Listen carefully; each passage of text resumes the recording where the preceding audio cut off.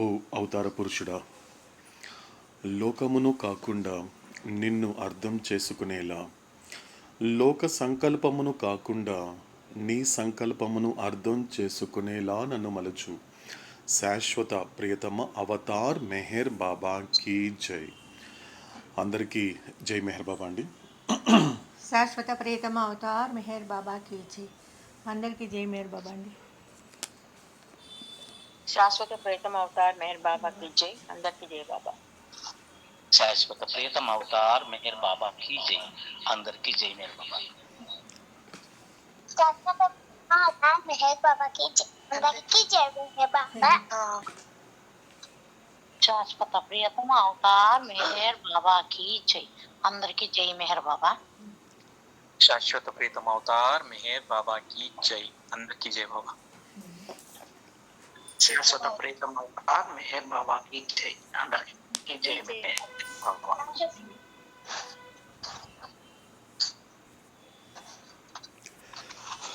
ఓకేనండి, స్టార్ట్ చేద్దామండి. శాశ్వత ప్రియతమ అవతార్ మెహర్ బాబా కీ జై. मजान जे चुनो चरादम के बंदे मुकबिल, कबूल कर दे जान हर सुकान के सुल्तान. चुबिशनवी सुकान अहले दिल मगू के कथास्त, सुकान सनाइज नई दिल बरा कथा इंजास्त. बंदे पीर मोगोनम के जिजा हलम बरहिंद, पीरुमा हर चकुनाद आइन अनायत बाशिद. ख्वाजा शमसुद्दीन मोहम्मद हफीज यशिराज. शाश्वत प्रियतम अवतार मेहर बाबा की जय. శాశ్వత ప్రియతమ అవతార్ మెహర్ బాబా की जय. Befitting a fortunate slave, carry out every command of the master without any question of why and what. About what you hear from the master, never say it is wrong, because, my dear, the fault lies in your own incapacity to understand him. I am slave of the master who has released me from ignorance. Whatever my master does is of the highest benefit to all concerned. Muhammad Hafiz. శాశ్వత ప్రియతమ Avatar Meher బాబా key జై. శాశ్వత ప్రియతమ Avatar Meher బాబా key జై. ఎందుకు, ఏమిటి అనే ప్రశ్నలు లేకుండా అదృష్టవంతుడైన బానిస వలె గురువు యొక్క ప్రతి ఆజ్ఞను పాలింపుము. గురువు నుండి వినిన దానిని ఎన్నడూ తప్పు అని అనకు. ఎందుకంటే గురువును అర్థం చేసుకొనలేని నా అసమర్థత ఎందే లోపమున్నది. అజ్ఞాన బంధము నుండి నన్ను విముక్తిని చేసిన నా గురువుకు నేను బానిసను. నా గురువు ఏమి చేసినను తత్సంబంధికులందరికీ అది అత్యంత ప్రయోజనకారి అవుతుంది. మహమ్మద్ హఫీజ్. శాశ్వత ప్రియతమ అవతార్ మెహర్ బాబా కీ జై. శాశ్వత ప్రియతమ అవతార్ మెహర్ బాబా కీ జై. శాశ్వత ప్రియతముడైనటువంటి అవతార్ మెహర్ బాబాకి చాలా ఇష్టమైనటువంటి గజల్స్లో ఎంతో ఇష్టమైనటువంటి ప్రతాప్ ఆహిర్ గారు పాడినటువంటి ఈ గజల్ అవతార్ సమక్షంలో ఆలోచించారు. అదే గజల్ నాకు బాబా అందించారు. ఈ గొప్ప అవకాశంగా స్వీకరిస్తూ ఇంకా బాబాకి జై బాబు చెప్పుకుంటూ ఈ గజల్ని పాడే ప్రయత్నం చేస్తాను. ఈ గజల్ యొక్క వివరణని మెహరోపాసనం ద్వారా ఆలకించే ప్రయత్నం చేద్దాం. శాశ్వత ప్రియతమ అవతార్ మెహర్ బాబా కీ జై. आप जिनके करीब होते हैं, आप जिनके करीब होते हैं, आप जिनके करीब होते हैं, आप जिनके करीब होते हैं, वो बड़े खुश नसीब होते हैं, वो बड़े खुश नसीब होते हैं। जब तबीयत किसी पे आती है,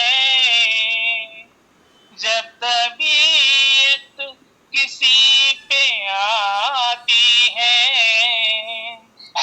मौत के दिन करीब होते हैं, मौत के दिन करीब होते हैं,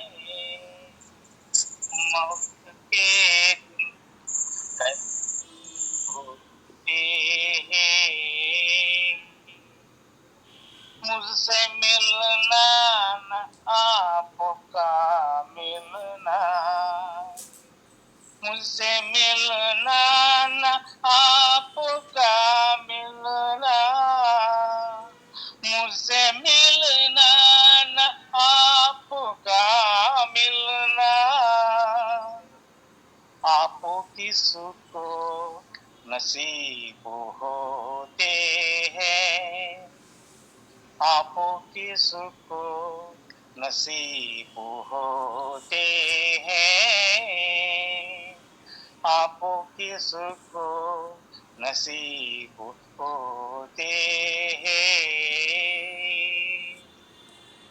जुल्म सह कर जो उफ नहीं करते, जुल्म सह कर जो उफ नहीं करते, उनके दिल भी अजीब होते हैं,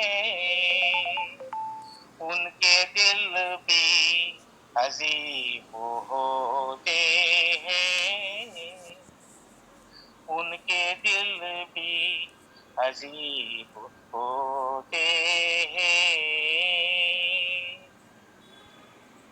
इश्क में और कुछ नहीं मिलता, इश्क में और कुछ नहीं मिलता, इश्क में और कुछ नहीं मिलता, सैकड़ों गम नसीब होते हैं, सैकड़ों गम नसीब होते हैं, सैकड़ों गम नसीब होते हैं। आपो जिनकी करीब होते हैं, वो बड़े खुश नसीब होते हैं, वो बड़े खुश नसीब होते हैं, वो बड़े खुश नसीब होते हैं। शाश्वत प्रीतम अवतार मेहर बाबा की जय।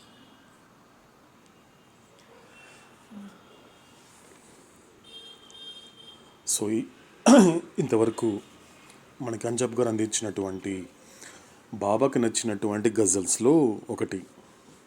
అంటే ఇది మనకి అవతారుడి యొక్క సమక్షంలో ప్రతాప్ ఆహిర్ గారు ఆలపించినటువంటి ఒక గజల్ అనేది చెప్పడం జరిగింది. సో దీంట్లో ఎవరైనా ప్రయాణం చేస్తుంటే ఎవరైనా వివరణ ఇస్తారండి? ఎవరైనా ఎందుకంటే నేను షేర్ చేశారు కాబట్టి అంజబ్ గారు ముందుగానే ఆయన ఆలపించబోయేటువంటి గజల్ గురించి చెప్పారు కాబట్టి ఎవరైనా ప్రయాణం చేస్తుంటే ఎవరైనా వివరణిస్తారా?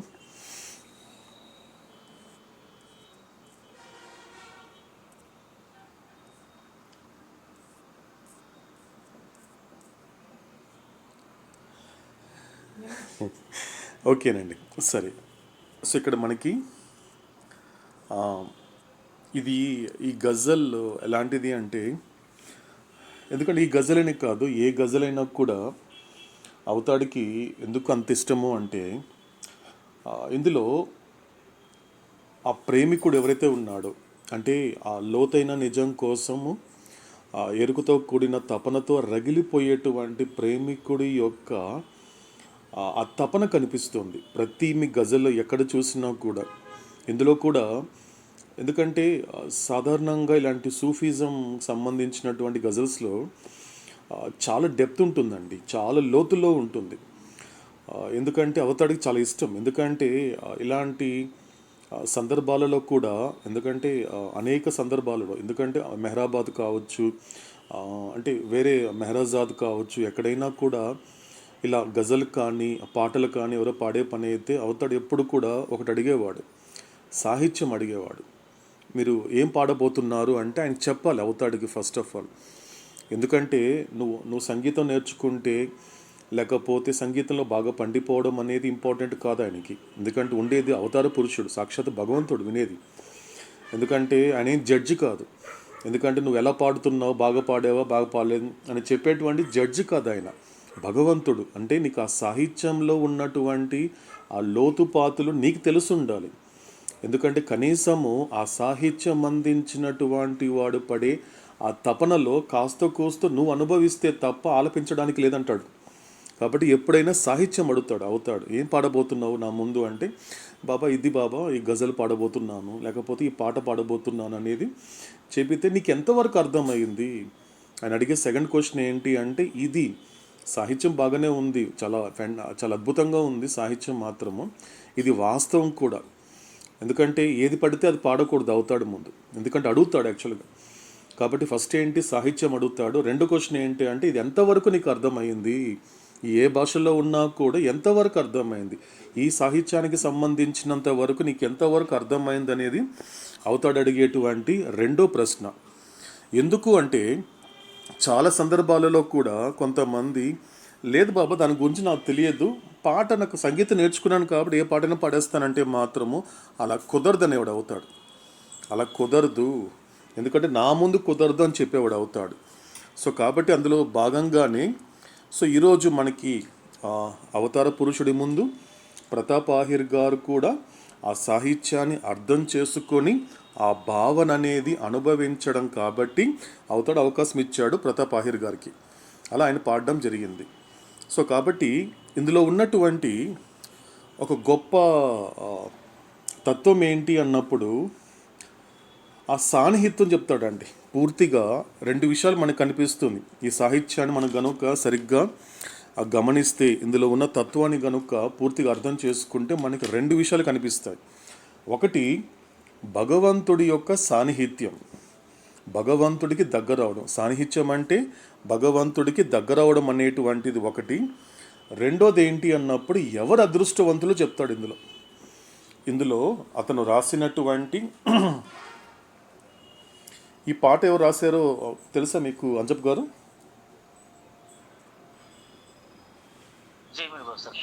తెలియదు. ఓకే. సో ఈ పాట 1964లో ఆ టైంలో ఈ పాట బయటకు రావడం జరిగింది. ఎందుకంటే 95, 96 టైంలో కూడా మనం ఎక్కడ ఈ పాట మనం వెతికినా కూడా ఎక్కువ పంకజ్ ఉదాస్ పాడారు. 92లో ఆ పంకజ్ ఉదాస్ అనేటువంటి ఆయన పాడిన పాటలే మనకి ఆయన కంపోజ్ చేసిన ఎక్కువ కనిపిస్తుంది. కానీ దీనికి సంబంధించినటువంటిది పూర్తిగా అక్కడే జరిగింది. ఎక్కడ 1960స్లోనే ఆయన పబ్లిష్ చేయడము, తర్వాత ఆ పాట బయటికి రావడం జరిగింది. సో దీనికి సంబంధించినటువంటి ఆ తత్వాన్ని మనం కనుక సరిగ్గా అర్థం చేసుకుంటే ఇక్కడ రెండు విషయాలను చెప్పడం జరిగింది. మొదటిది ఏంటి అన్నప్పుడు, ఇది పూర్తిగా ఎవరికి సంబంధించింది అన్నప్పుడు, మొదటిది తీసుకున్నప్పుడు ఇది పూర్తిగా ఆ తప్పించేటువంటి ఆ ప్రేమికుడి యొక్క ఆ రగిలిపోయే ఆ తపన కనిపిస్తుంది. మొదటిది ఏంటి అంటే భగవంతుడి యొక్క సాన్నిహిత్యం ఎలా ఉంటుంది. సో భగవంతుడి దగ్గర ఉన్నప్పుడు సో ఆయనకి భగవంతుడికి ఎవరు దగ్గరగా ఉంటారు అనేది చెబుతూ, రెండోది ఏంటి ఎవరు అదృష్టవంతులో మనకి ఇక్కడ స్పష్టంగా చెప్తున్నాడు మనకి దీని ద్వారా. ఎందుకంటే ఈ యొక్క సాహిత్యాన్ని అందించినటువంటి వ్యక్తి ఎవరు అంటే అతని పేరు నూహ్ నార్వీ. ఈ సాహిత్యాన్ని అందించినటువంటి ఒక గొప్ప పొయెట్ ఎవరు అంటే నూహ్ నార్వీ. ఆయన అందించాడు ఈ పొయెట్రీని. కాబట్టి ఎందుకంటే మనకి ఈయన నువ్వు నార్వీ కూడా ఎలాంటి వాడంటే ఆల్మోస్ట్ మనకి జిగర్ మొరాదాబాదీకి సంబంధించిన వ్యక్తి. ఎందుకంటే వీళ్ళందరూ కూడా కాంటెంపరీస్ అనమాట, ఒకే సందర్భంలో ఒకే సమయంలో ఉన్నటువంటి కవులు వీళ్ళందరూ కూడా. సో కాబట్టి దీని గురించినటువంటి ఒక తత్వం ఇది. ఫస్ట్ ఏంటి, భగవంతుడి యొక్క సాన్నిహిత్యం ఎలా ఉంటుంది, భగవంతుడికి చేరువైనటువంటి వాళ్ళు ఎలా అదృష్టవంతులో అనేది మనకి ఒక్కొక్కటిగా చెప్పడం జరిగింది మనకి ఈ యొక్క గజల్లో. సో ఆ గజల్ అనేటువంటిది ఏంటో మనం కాస్త పరిశీలిద్దాం. ఫస్ట్ ఏంటి, आप जिनके करीब होते हैं वो बड़े खुश नसीब है. సో ఇక్కడ ఎవరైతే భగవంతుడు మాట్లాడుతున్నాడు, ఎవరు, ఈ నూర్ అనేటువంటి ఒక పోయెట్, ఎవరైతే నీకు దగ్గరగా ఉంటారో, ఆప్ జిన్కే కరీబ్ హోతా హే, ఎందుకంటే మీరు ఎవరి దగ్గరైతే ఉంటారో వాళ్ళు ఎలాంటి వాళ్ళు అంటే చాలా అదృష్టవంతులు.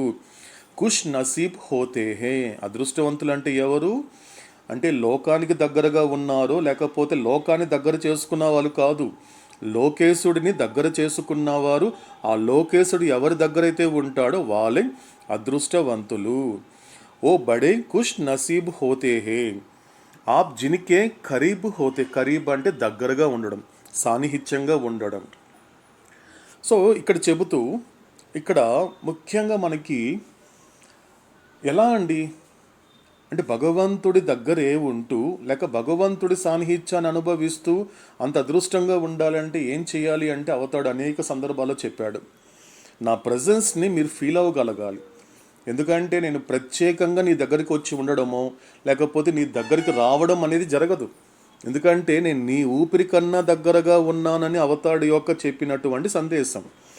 ఏం చెప్పాడు అంటే ప్రతి ఒక్క జీవుడికి కూడా తనకు అతి సన్నిహితంగా ఉండేది ఏంటి, తన శ్వాసే. తను తీసి విడిచిపెడుతున్నటువంటి శ్వాసే దగ్గరగా ఉంటుంది. కానీ అవతాడు చెప్పినంత గొప్ప మాట ఏంటి, నీ శ్వాస కన్నా దగ్గరగా ఉన్నాను అంటే దాన్ని బట్టి ఊహించుకోవచ్చు, ఆలోచించలేకపోయినా కనీసం ఊహించుకోవచ్చు ఎంత దగ్గరగా ఉన్నాడో. ఊపిరి కన్నా దగ్గరగా ఉన్నాడు అంటే అర్థం ఏంటి అన్నప్పుడు మళ్ళీ ప్రత్యేకంగా బాబా నా దగ్గరికి రావడం, నేను బాబా దగ్గరికి వెళ్ళడం కాదు, బాబా నాతోనే ఉన్నాడు. అది గుర్తించకపోయేసరికి ఆయన ఒక సాన్నిహిత్యాన్ని, ఆయన ప్రజెన్స్ని నేను ఎక్స్పీరియన్స్ చేయలేకపోతున్నాను, అనుభవించలేకపోతున్నాను. కారణం ఏంటి అంటే ఆయన నా నిత్య సహచరుడు అనేది నేను ఎరుకతో మలుచుకోలేకపోవడమే. అర్థం ఏంటి అన్నప్పుడు, ఎందుకంటే నాకు సంబంధించినంత వరకు నేను వ్యక్తిగతంగా నేను చేసిన ప్రయాణం ద్వారా నాకు వచ్చినటువంటి అవగాహనలో నేను ప్రయత్నం చేసేది ఏంటి అన్నప్పుడు, అవతాడు ఏదైతే చెప్తున్నాడో నన్ను నీ నిత్య సహచరుడిగా మలుచుకో అని చెప్పినప్పుడు, నన్ను నేను ప్రశ్నించుకున్నప్పుడు నేనైతే మాత్రము ఆయనని ఇప్పటి వరకు నిత్య సహచరుడిగా మలుచుకోలేదు. కానీ ఈ ప్రయాణంలో భాగంగా నాకు వచ్చిన అవగాహన ఏంటి అన్నప్పుడు, ఒక్కసారి డివైన్ థింగ్ చార్ట్ నెంబర్ 9 గనుక నేను మెడిటేట్ చేసుకున్నాను కొంతకాలం. ప్రయాణం చేస్తే ఇప్పుడు అవతాడు అందించినటువంటి make me your constant companion అనేటువంటి మాట ఎక్కడ ఫలించింది అంటే, ఆయన చెప్పిన విధంగా నేను ఆచరణాత్మకంగా పెట్టలేదు. కానీ ఆ చార్ట్ నెంబర్ 9లో కనుక నేను కొంతకాలం నుండి మెడిటేట్ చేస్తే నాకు అర్థమైంది ఒకటి. ఏంటి అర్థమైంది, నేను మాత్రము ఆయనని ఇంతవరకు నా నిత్య సహచరుడుగా మలుచుకోలేదు, కానీ నన్ను మాత్రము ఆయన తన నిత్య సహచరుడుగా మలుచుకున్నాడు. ఎలా? గురు ఆత్మగా. ఎందుకంటే నేను మర్చిపోయినా, గుర్తించకపోయినా నాకు కావాల్సినవన్నీ కూడా నా కంటికి కనిపించకుండా నాకు అన్ని అందిస్తున్నాడు వెనకుండి. ఎందుకంటే నాకు అందుకంటే గతంలో ఏం చెప్పాడు అవుతాడు, నీ పరిస్థితి నా పరిస్థితి ఎలా ఉంది అంటే, నువ్వైతే లోకం వెంట పరిగెస్తున్నావు, నేను నీ వెంట పరిగెత్తుతున్నాను అవుతాడు.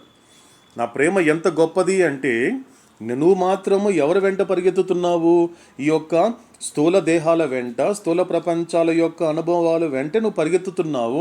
వీడేంటి ఇంకా దారి తప్పుతున్నాడే ఉన్నాడు అనేసి నీ వెనక నేను పడుతున్నాను అవుతాడు. అంటే కాబట్టి భగవంతుడి యొక్క సాన్నిహిత్యాన్ని నువ్వు అనుభవించాలి అంటే ఏం చెయ్యాలి, కనీసం గుర్తించగలగాలి, తెలియాలి నీకు. నాకు ఇవన్నీ ఎవరు చేసి పెడుతున్నారు, వీళ్ళ ద్వారా చేసేటువంటి కర్త అనేవాడు ఉన్నాడు, అతడే నాకు ఇవన్నీ చేసి పెడుతున్నాడు అని నువ్వు గుర్తించగలిగినా చాలు, అదే ఆయన ప్రజెన్స్ని నువ్వు ఎక్స్పీరియన్స్ చేయడం అన్నాడు అవుతాడు. కాబట్టి ఈ మాట మనకి గజల్ ద్వారా చెప్తున్నాడు. ముజ్సే మిల్నా फिर आपका मिलना आप किसी को नसीब होते हैं. ఎందుకంటే ఇక్కడ రెండు ఉన్నాయి. నువ్వు నన్ను కలవడము లేక నేను నిన్ను కలవడం అనేది ఏదైతే ఉందో, ఈ సంగమం ఏదైతే ఉందో, ఈ యొక్క సాన్నిహిత్యానికి సంబంధించినటువంటి సంగమం, ఈ కలయిక ఏదైతే ఉందో, ఇదేం సామాన్య విషయం కాదు. ఎందుకంటే జీవుడు దేవుని కలవడము, దేవుడు జీవుని కలవడం అనేది కూడా ఇదేమి అంత సాధారణమైన విషయం కాదు. ఇది ఎవరికి ఇక సంభవిస్తుంది అంటే అదృష్టవంతులకి అంటున్నాడు ఇక్కడ. ఎందుకంటే ఇప్పుడు ప్రపంచంలో ఉన్నటువంటి ఏనే వ్యక్తిని, ప్రపంచంలో ఉన్నటువంటి బి అనేటువంటి వస్తువుని, ప్రపంచంలో ఉన్నటువంటి సి అనే పరిస్థితుల్ని కలవడం వేరు, ఆ ఏబీసీలు నిన్ను కలవడం వేరు. చాలా తేడా కనిపిస్తుంది. అది సర్వసాధారణమైన విషయం. ఎందుకంటే ప్రపంచంతో ఉన్నటువంటి నీకు సంబంధము, ప్రపంచంతో నీకున్న సాన్నిహిత్యం అనేది పూర్తిగా నీ యొక్క ప్రారంధం బట్టే ఉంటుంది. కాబట్టి ఆ కలయిక కానీ విడిపోవడం అనేది ఏదైతే జరుగుతుందో అదంతా నీ ప్రారంధం ప్రకారమే జరుగుతుంది.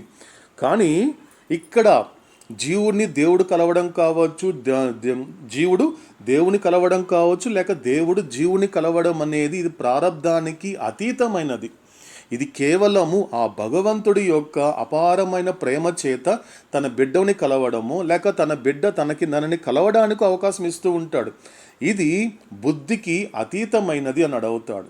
అదే మాట చెప్తున్నారు మనకి గజల్లో కూడా.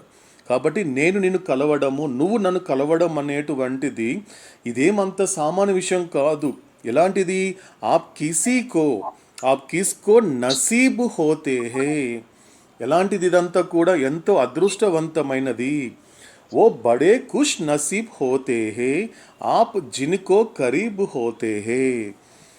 కాబట్టి వీళ్ళంతా కూడా ఎందుకంటే సామాన్యమైనటువంటి అదృష్టవంతుడివి కాదు, బడే ఖుష్ నసీబ్ హోతే అంటున్నాడు. నువ్వు చాలా అదృష్టవంతుడివి. ఎందుకంటే అలాంటి జీవుడు, దేవుణ్ణి కలిసేటువంటి జీవుడు, అదేవిధంగా ఏ జీవుడినైతే దేవుడు కలుస్తున్నాడో ఆ సందర్భంలో ఆ జీవుడు చాలా అదృష్టవంతుడు అని చెప్తున్నాడు ఇక్కడ మనకి గజల్లో. జుల్మ్ सहकर जो उफ नहीं करते उनके दिल भी అజీబ్ హోతే హే. ఎలా ఉంటుంది ఇక్కడ సాధకుడి పరిస్థితి? ఎన్నో రకాలైనటువంటి ఇబ్బందులు, అనేక రకాలైనటువంటి కష్టాలు, అనేక విధాలైనటువంటి బాధలు అనుభవిస్తున్నా కూడా అతడు ఏ పరిస్థితిలో కూడా ఫిర్యాదు చేయటం లేదే ఎక్కడ కూడా. ఎందుకంటే అవతడు ఒక గొప్ప మాట అంటాడు, నువ్వు అనుభవించేటువంటి ప్రతి స్థితి, ప్రతి పరిస్థితి, ప్రతి గతిని నేను ఎప్పుడైతే నీకు వివరిస్తానో, నీకు అందిస్తున్నాను, నీ గురించి నీకు చెబుతున్నాను. ఏంటి? 3 రకాలైనటువంటిది: స్థితి, పరిస్థితి, గతి. ఈ మూడిటి గురించి నీకు చెప్తున్నప్పుడు నువ్వు ఉన్న స్థితి కావచ్చు, నువ్వు అనుభవిస్తున్న పరిస్థితి కావచ్చు, నీకు రాబోయేటువంటి గతి కావచ్చు, ఏదైనా కూడా అది నీ ప్రారంధానుసారమే నేను ఎప్పుడైతే చెబుతానో ఆ 3 స్థితులలో కూడా నువ్వు ఏది అనుభవించినా నిశ్శబ్దంగానే అనుభవిస్తా ఉన్నాడు అవుతాడు. అది పక్కవాడి కూడా నువ్వు తెలియనివ్వు అన్నాడు అవుతాడు. నువ్వు తెలియనివ్వు. సాధకుడు అలాగే ఉంటాడు.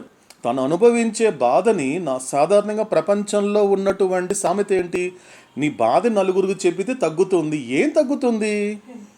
చూడండి, అవతార లోకేశుడు మాటకి లోకం మాటకి ఎంత డిఫరెన్స్ కనబడుతుందో చూడండి. లోకంలో సామెత ఉంది. ఎందుకు నీకు నువ్వే కుమిలిపోతున్నావు? చెప్పొచ్చు కదా మాకంతా. మేము చెబితే నువ్వు చెప్తే కాస్త తేలిక పడుతుంది, తగ్గుతుందండి. ఏం తగ్గుతుంది? ఏది తగ్గదండి. ఇదే విషయాన్ని ఏం చెప్పాడు అవుతాడు? స్పష్టంగా చెప్పాడు అదే చార్ట్ నెంబర్ 9లో. ఏం తగ్గుతుంది? బాధ తగ్గాలని అన్నావు కదా. బాధ తగ్గాలంటే ఏది తగ్గితే బాధ తగ్గుతుంది? సంస్కారాలు తగ్గితే బాధ తగ్గుతుంది. పోనీ సంస్కారాలు అనేది కూడా ఎక్కడ తగ్గుతోంది?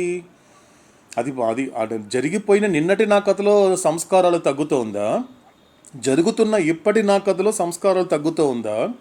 జరగబోయేటువంటి రేపటి నా కథలో సంస్కారాలు తగ్గుతోందంటే ఎక్కడ తగ్గుతోందండి? ఏం చెప్పాడంటే అవుతాడు? ఎస్ అరుణ. అన్వైండింగ్ ప్రాసెస్ సాక్షాత్కారం ప్రక్రియలోనే జరిగేది. అంటే ఏ కథలోకి తగ్గుతుంది? రేపటి నా ఆత్మకథలో. సో జరగబోయేటువంటి రేపటి నా కథ అంటే అంతర్ముఖ ప్రయాణంలో మాత్రమే ఈ సంస్కారాలు అనేది తగ్గుదల పడుతుంది.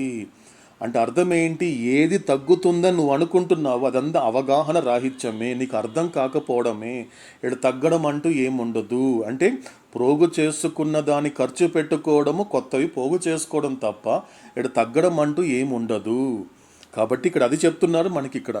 కాబట్టి తగ్గడం ఏముండదు. ఎందుకంటే సాధకుడు అలాగే ఉంటాడు. ఎవ్వరు చెప్పుకోడు. ఏ సాధకుడు కూడా నాకు ఇంత బాధపడుతున్నాను ఎందుకు చెప్పుకోవటం లేదు ఆ సాధకుడిని ప్రశ్నిస్తే, ఇది నా సినిమా, నేను విసిరిన బంతి నా వైపు వచ్చినప్పుడు నాకెలా అర్థమవుతోంది, ఇది నాకు సంబంధించిన కథే కాబట్టి ఇంకొకరికి చెప్పాల్సిన అవసరం లేదు అనే విధంగా ఉంటాడు. అంటే అవుతాడు ఏం చెప్పాడు, నిశ్శబ్దంగా దాన్ని భరిస్తాడు. ఏం చెప్పాడు అవుతాడు, అలాంటి సాధకుడు ఎలా ఉంటాడు, ఎలాంటిదైనా అది చీమ కొట్టడం నుండి రేపు చావడం వరకైనా, ఏ స్థితి అయినా, ఏ పరిస్థితి అయినా, ఏ గతిని అనుభవిస్తున్నా కూడా అతడు నిశ్శబ్దంగానే దాన్ని భరిస్తాడే తప్ప నోరు విడిచి నోరు తెరిచి ఎవరి మీద ఎటువంటి నింద చేయడు, ఏ కంప్లైంట్ చేయడు. అదే మాట చెప్తున్నారు మనకి ఈ లైన్లో. ఏమంటున్నారు ఇక్కడ, जुल्म सहकर जो उफ नहीं करते उनके दिल भी अजीब होते हैं. చాలా వింతగా ఉంటుంది, అంత తేలిక కాదు. ఎందుకంటే సాధారణంగా ఏదైనా బాధ కలిగినప్పుడు పంచుకుంటారు, ప్రపంచంలో లోకానికి చెప్పుకుంటారు, తోటి లోకంతో చెప్పుకుంటారు, తోటి మనుషులతో చెప్పుకుంటారు, తోటి కుటుంబ సభ్యులతో చెప్పుకుంటారు. కానీ ఇతడి యొక్క హృదయం అనేది ఎంత వింతగా ఉంది అంటే ఏం చెప్పటం లేదు. ఇంత బాధను అనుభవిస్తున్నా, ఇంత భారాన్ని అంత భరిస్తూ చాలా నిశ్శబ్దంగా ఉంటున్నాడే తప్ప. కాబట్టి అక్కడ అదే అంటున్నాడు, ఉఫ్ నహి కర్తే, ఎక్కడ కూడా కంప్లైంట్ చేయటం లేదు, ఎక్కడ ఫిర్యాదు చేయటం లేదు, ఎవరిని నిందించటం లేదు. కాబట్టి ఇలాంటి సాధకుడు యొక్క హృదయం ఎలా ఉంటుంది అంటే ప్రపంచం దృష్టి నుండి చూస్తే ఇది చాలా వింతగా ఉన్నాడు ఇతను. ఇదేంటి అన్ని ఇతనే భరిస్తున్నాడు, ఇంత బాధపడుతున్నాడే, కనీసం నోరు తెరిచి ఒక్క మాట కూడా చెప్పటం లేదే అనేది ప్రపంచానికి నువ్వు వింతగా కనిపిస్తావు అన్నాడు మనకి ఈ యొక్క సాహిత్యంలో. అలాంటి వాడు ఎవరు అంటే మళ్ళీ అంటున్నాడు, ఓ బడే కుష్ నసీబ్ హోతే హే ఆప్ జిన్కే కరీబ్ హోతే హే. కాబట్టి ఇంత గొప్పగా ఆ స్థితికి ఇంత పరిపక్వత ఎలా వచ్చాడు అంటే ఎందుకంటే మీరు అతడికి సన్నిహితంగా ఉన్నారు కాబట్టి ఓ భగవంతుడా. ఇకపోతే ఇష్క్ మే ఔర్ కుచ్ నహీ మిల్తా సౌకడోం కి గమ్ నసీబ్ హోతే హే. చాలా గొప్ప మాట అండి.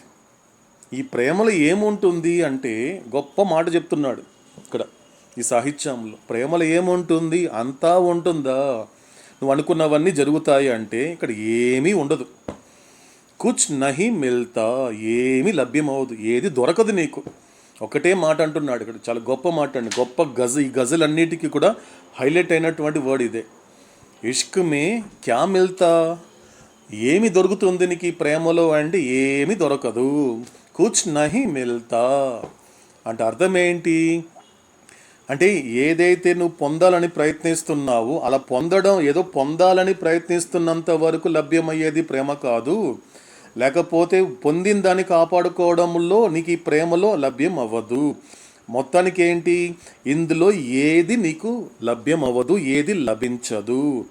కాబట్టి సైకడోంకి గమ్ నసీబ్ హోతే హే ఓ బడే కుష్ నసీబ్ హోతే హే. కాబట్టి నువ్వు అనుభవించేటువంటి గమ్, ఎన్ని బాధలు పడుతున్నా కూడా వాళ్ళందరూ కూడా ఇలాంటి వాళ్ళు మళ్ళీ నసీబ్ హోతే హే, అదృష్టవంతులే. అంటే మనకి హఫీజ్ చెప్పినటువంటి మాట ఒకసారి స్మరించుకుంటే,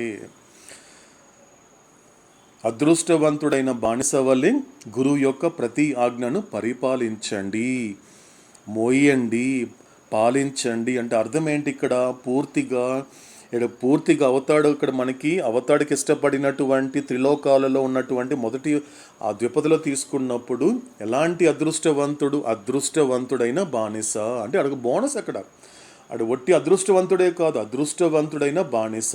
ఇక్కడికి వచ్చేసరికి అతను పూర్తిగా అదృష్టం గురించే మాట్లాడుతున్నాడు. అంటే ఆధ్యాత్మికంగా అదృష్టవంతులు ఎవరు? ఈ గజల్ని పూర్తిగా అర్థం చేసుకుంటే ఎటువంటి ఒక క్లారిటీ ఇస్తున్నాడు అంటే ఈ యొక్క కవి ఇందులో, అంటే ఆధ్యాత్మికంగా అదృష్టవంతులు అంటే ఎవరు? ఎందుకంటే ప్రాపంచికంగా అదృష్టవంతులని తెలుసు. నువ్వు ప్రాపంచిక విషయాలు ఏదైతే నువ్వు పోగు చేసుకున్నావో ప్రపంచమే నిన్నే పిలుస్తుంది, అతడు చాలా అదృష్టవంతుడండి, అంత గొప్ప జీవితం గడుపుతున్నాడు కాబట్టి చాలా అదృష్టవంతుడండి, అతను ఐశ్వర్యవంతుడండి. ఇలా రకరకాలుగా నీకు బాహ్యంగా నువ్వు ఏదైతే పోగు చేసుకున్నావో దాన్ని బట్టి ప్రపంచము నువ్వు అదృష్టవంతుడిగా నిర్ణయిస్తుంది. కానీ లోపల ఉన్నవాడి సంగతి ఏంటి? అంతర్యామిగా ఉన్న భగవంతుడి విషయం ఏంటి? నీకు లోకం నిర్ణయిస్తోంది నువ్వు అదృష్టవంతుడని. మరి లోకేశుడి సంగతి ఏంటి? లోకేశుడు నుండి ఎప్పుడైనా కూడా నువ్వు అదృష్టవంతుడనే మాట ఆయన ఎప్పుడైనా చెప్పాడా? అది ఇంపార్టెంట్. లోకం ఏం చెప్తా ఉంది ఇప్పుడు? ఎందుకంటే ఇప్పుడు అన్ని పోగు చేసుకున్నావు కాబట్టి అదృష్టవంతుడని అదే ప్రపంచం అంటోంది. రేపు నువ్వు పోగు చేసుకున్నవన్నీ నువ్వు కోల్పోయావంటే ఏ అదృష్టవంతుడు అనేటువంటి అదే లోకము రేపు నేనేమంటుంది? అతనికి ఏమీ లేదండి, దురదృష్టవంతుడండి అంటుంది. అంటే ఏమవుతోంది? లోకం చేసేటువంటి నిర్ణయాలు దేని మీద ఆధారపడి ఉంటుంది? నువ్వు బాహ్యంగా పోగు చేసుకున్న వాటి మీద ఆధారపడి ఉంటుంది. కానీ అంతర్యామి అయినటువంటి భగవంతుడు నువ్వు లోపల ఎలా ప్రయాణం చేస్తున్నావు, ఎంతవరకు అంతర్ముఖం అవుతున్నావు అనే దాన్ని బట్టి ఆయన నువ్వు అదృష్టవంతుడుగా దురదృష్టవంతుడు అని చెప్తాడు. ఇక్కడ అదృష్టవంతుడు అంటే ఎవరు? ఎంత అంతర్ముఖం అవుతున్నావా లేదా. అందుకే గతంలో ఏం చెప్పాడు అవుతాడు? ఆధ్యాత్మిక మార్గం అంటే నువ్వు మాటి మాటికి నేను ఆధ్యాత్మిక మార్గంలో ఉన్నాను, ఆధ్యాత్మిక మార్గంలో కొంతకాలం నుండని అలా చెప్పొద్దు. అలా నిన్ను నువ్వు షో చేసుకోకు, అలా ప్రదర్శించుకోకు. ఎందుకంటే ఆధ్యాత్మిక మార్గంలో ప్రవేశించడం అనేది ఎంత ముఖ్యమైనదో అంతకన్నా ముఖ్యమైనది ఏంటి? అంతర్ముఖం అవ్వాలి. కాబట్టి నువ్వు ఆధ్యాత్మిక మార్గంలోకి ఎప్పుడు వచ్చావు, ఏ డేట్లో వచ్చావు, ఏ నెలలో వచ్చావు, ఏ సంవత్సరం వచ్చావు నేను అడగటం లేదు నిన్ను. నేను ఒకటే అడుగుతున్నా, ఎంతవరకు నువ్వు అంతర్ముఖం అవుతున్నావు నీ నిత్య జీవితంలో?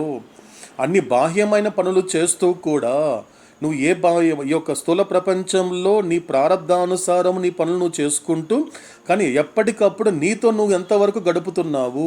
నిన్ను నువ్వు ప్రశ్నించుకుంటున్నావా? నీలో నువ్వు విహరిస్తున్నావా? ఇది అడుగుతాడు అవుతాడు. ఇలాంటి వాడే అదృష్టవంతుడు. కాబట్టి ఇలా చెప్తూ చివరికి వచ్చేసరికి ఏమంటున్నాడు ఇక్కడ మనకి? నువ్వు కే. సో ఇక్కడ వచ్చేసరికి ఏమవుతోంది? బడే కుష్ నసీబ్ హోతే హే ఆప్ జిన్కే ఖరీబ్ హోతే హే. ఇది మనకి ఒక సంక్షిప్తంగా, ఎందుకంటే ఇందులో ఇంకా చాలా గొప్ప విషయాలు ఉన్నాయండి. కానీ ప్రస్తుతానికి నేను ప్రయాణం చేసినంత వరకు కొంత సమయం ఇంతవరకు నేను జర్నీ చేశాను కాబట్టి సో ఇంతవరకు మాత్రమే నాకు అర్థమైంది కాబట్టి నాకు అర్థమైనంత వరకు నేను మీతో పంచుకోవడం జరిగింది. శాశ్వత ప్రియతమ అవతార్ మెహర్ బాబా కీ జై. ఓకేనండి, అవతార పురుషుడైనటువంటి మెహర్ బాబా భగవంతుడిగా మాట్లాడుతూ అందిస్తున్నటువంటి గాడ్ స్పీక్స్ కొంతకాలంగా ఎరుకతో నిత్యంగా నిరంతరాయంగా కొనసాగించేటువంటి మహద్భాగ్యాన్ని ప్రాప్తింపచేసినంత వరకు ఆయనకి కృతజ్ఞతలు తెలియజేసుకుంటూ అవతాడికి సో ఈ యొక్క ప్రయాణాన్ని కొనసాగిద్దామండి. ఒక్కసారి అవతాడు గత వారంలో చెప్పినటువంటి విషయాల్ని ఇంకొకసారి మనము కాస్త స్మరించుకునే ప్రయత్నం చేద్దాం. సో ఇక్కడ దీనిని 2 మజిలీలుగా మనకి అవతాడు మనకి కొంచెం సులువుగా అర్థం కావడానికి మనకేం చేశాడు అవతాడు 2 భాగాలుగా 2 మజిలీలుగా మనకి డివైడ్ చేయడం జరిగింది. సో అది మొదటి మజిలీ తీసుకున్నప్పుడు మొదటి భాగం నుండి 5వ భాగం వరకు మొదటి మజిలీ అని, తర్వాత 6వ భాగం నుండి 10వ భాగం వరకు 2వ మజిలీ అని, ఇకపోతే చివరి మజిలీ 3వ మజిలీ అయినటువంటి దాన్ని సప్లిమెంట్ అంటే అన్నీ కూడా క్లుప్తంగా చెబుతూ వెళ్తాడు అవుతాడు. సప్లిమెంట్లో కొన్ని విషయాలు కొన్ని చోట్ల లోతుగాను కొన్ని చోట్ల క్లుప్తంగా, ఎందుకంటే కొంతకాలం మనం ప్రయాణం చేసిన తర్వాత అవతాడు చెప్పేటువంటి మాటల్లో కొన్ని విషయాల్ని ప్రయాణం చేసిన తర్వాత ఒక పరిపక్వత ఏర్పడుతుందండి. ఒక పరిపక్వత అవతాడు స్వయంగా చెప్తాడు. ఎందుకంటే నేను చెబుతున్నటువంటి మాటల్ని నువ్వు శ్రద్ధగా ఆలకించేటువంటి ప్రయత్నంలో భాగంగా ఆ ప్రయత్నాన్ని గనుక నువ్వు నిరంతరం కొనసాగించగలిగితే నీకు తెలియనటువంటి పరిపక్వత నీలో ఏర్పడుతుంది. ఒక మెచ్యూరిటీ అన్నాడు అవతాడు. ఆ మెచ్యూరిటీ ఏం చేస్తుంది అంటే అవతారుడు ఒక చిన్న లైన్ ఇస్తాడండి. జస్ట్ ఒక పదం మాట్లాడతాడు, ఒక పదం చెప్తాడు. ఫర్ ఎగ్జాంపుల్ ఈ గాడ్ స్పీక్స్లో అవతాడు చెప్పిన విధంగా ఆలకిస్తూ శ్రద్ధతో ఆలకించు వెళ్ళడం వల్ల ఒక గొప్ప మాట ఒకసారి స్మరించుకుంటే అవతాడు గతంలో చెప్పిన మాట, ఉదాహరణకి God alone is real, all else is illusion. అంటే భగవంతుడు తప్ప మిగతావన్నీ కూడా భ్రాంతి అని చెప్పింది చిన్న మాటేనండి. ఒక మెసేజ్ రకంగా తీసుకుంటే చిన్నది, కానీ దాని నీకు తెలియకుండానే అంతర్ముఖమై అందులో ఉన్నటువంటి లోతుల్లోకి నువ్వు వెళ్ళగలుగుతావు. అందులో చెప్పబడినటువంటి అనేక అంతరార్థాలు, ఆ వెనక ఉన్న అవతార తత్వాన్ని పట్టుకోగలుగుతావు. God alone is real. భగవంతుడు ఒక్కడే సత్యము, ఇక్కడ ఎవ్వరు లేరు. అవతాడు స్వయంగా చెప్తాడు, ఇంక్లూడింగ్ మై బాడీ అన్నాడు. అవుతాడు తన బాడీకి సంబంధించింది కూడా, ఇది కూడా భ్రాంతే. మెహర్ బాబా ఎక్కడ ఉన్నాడు అంటే, ఇప్పుడు ఫర్ ఎగ్జాంపుల్ అంటే నువ్వు నా శరీరానికి కూడా, నిజానికి ఇది కూడా భ్రాంతే, ఇది కూడా ఇమాజినేషన్. గుర్తుపెట్టుకోండి, ఈ ప్రపంచంలో నువ్వు నన్ను ఏదైతే చూస్తున్నావో, ఫర్ ఎగ్జాంపుల్ ఈరోజు ఉదయం ఒక వ్యక్తిని అడుగుతాడండి, అవుతాడు ఒక విజిటర్ని అడుగుతాడు. బాబా దగ్గరికి ఫస్ట్ టైం వచ్చిన వ్యక్తిని అడిగినప్పుడు, ఫస్ట్ టైం మెహరాబాద్లో అడుగు పెట్టినప్పుడు అతను అడిగాడు, బాబా ఎక్కడున్నారండి అంటే, బాబా పైన ఉంటారండి, కొండ మీద ఉన్నారు అప్పర్ మెహరాబాద్లో అన్నప్పుడు. సో ఈ ఎవరైతే చెప్పారో బాబా అతను పిలిపించాడు. పిలిపించినప్పుడు అంటే ఇతను ఏం అడిగాడు, నిన్ను బాబా మీరు ఎక్కడున్నారో అడిగాడు. అన్నాడు పైన ఉన్నానని చెప్పినప్పుడు, నీకు సర్వసాధారణంగా నా యొక్క సర్వవ్యాపకత్వం పట్ల అవగాహన ఉందా అని అడిగాడు. అవుతాడు నా యొక్క సర్వవ్యాపకత్వం పట్ల నీకు అవగాహన ఉందా అన్నప్పుడు, ఉంది బాబా. అంటే నేను ఎక్కడ ఉండేవాడిని అన్నప్పుడు, ఎక్కడ లేడు బాబా మీరు.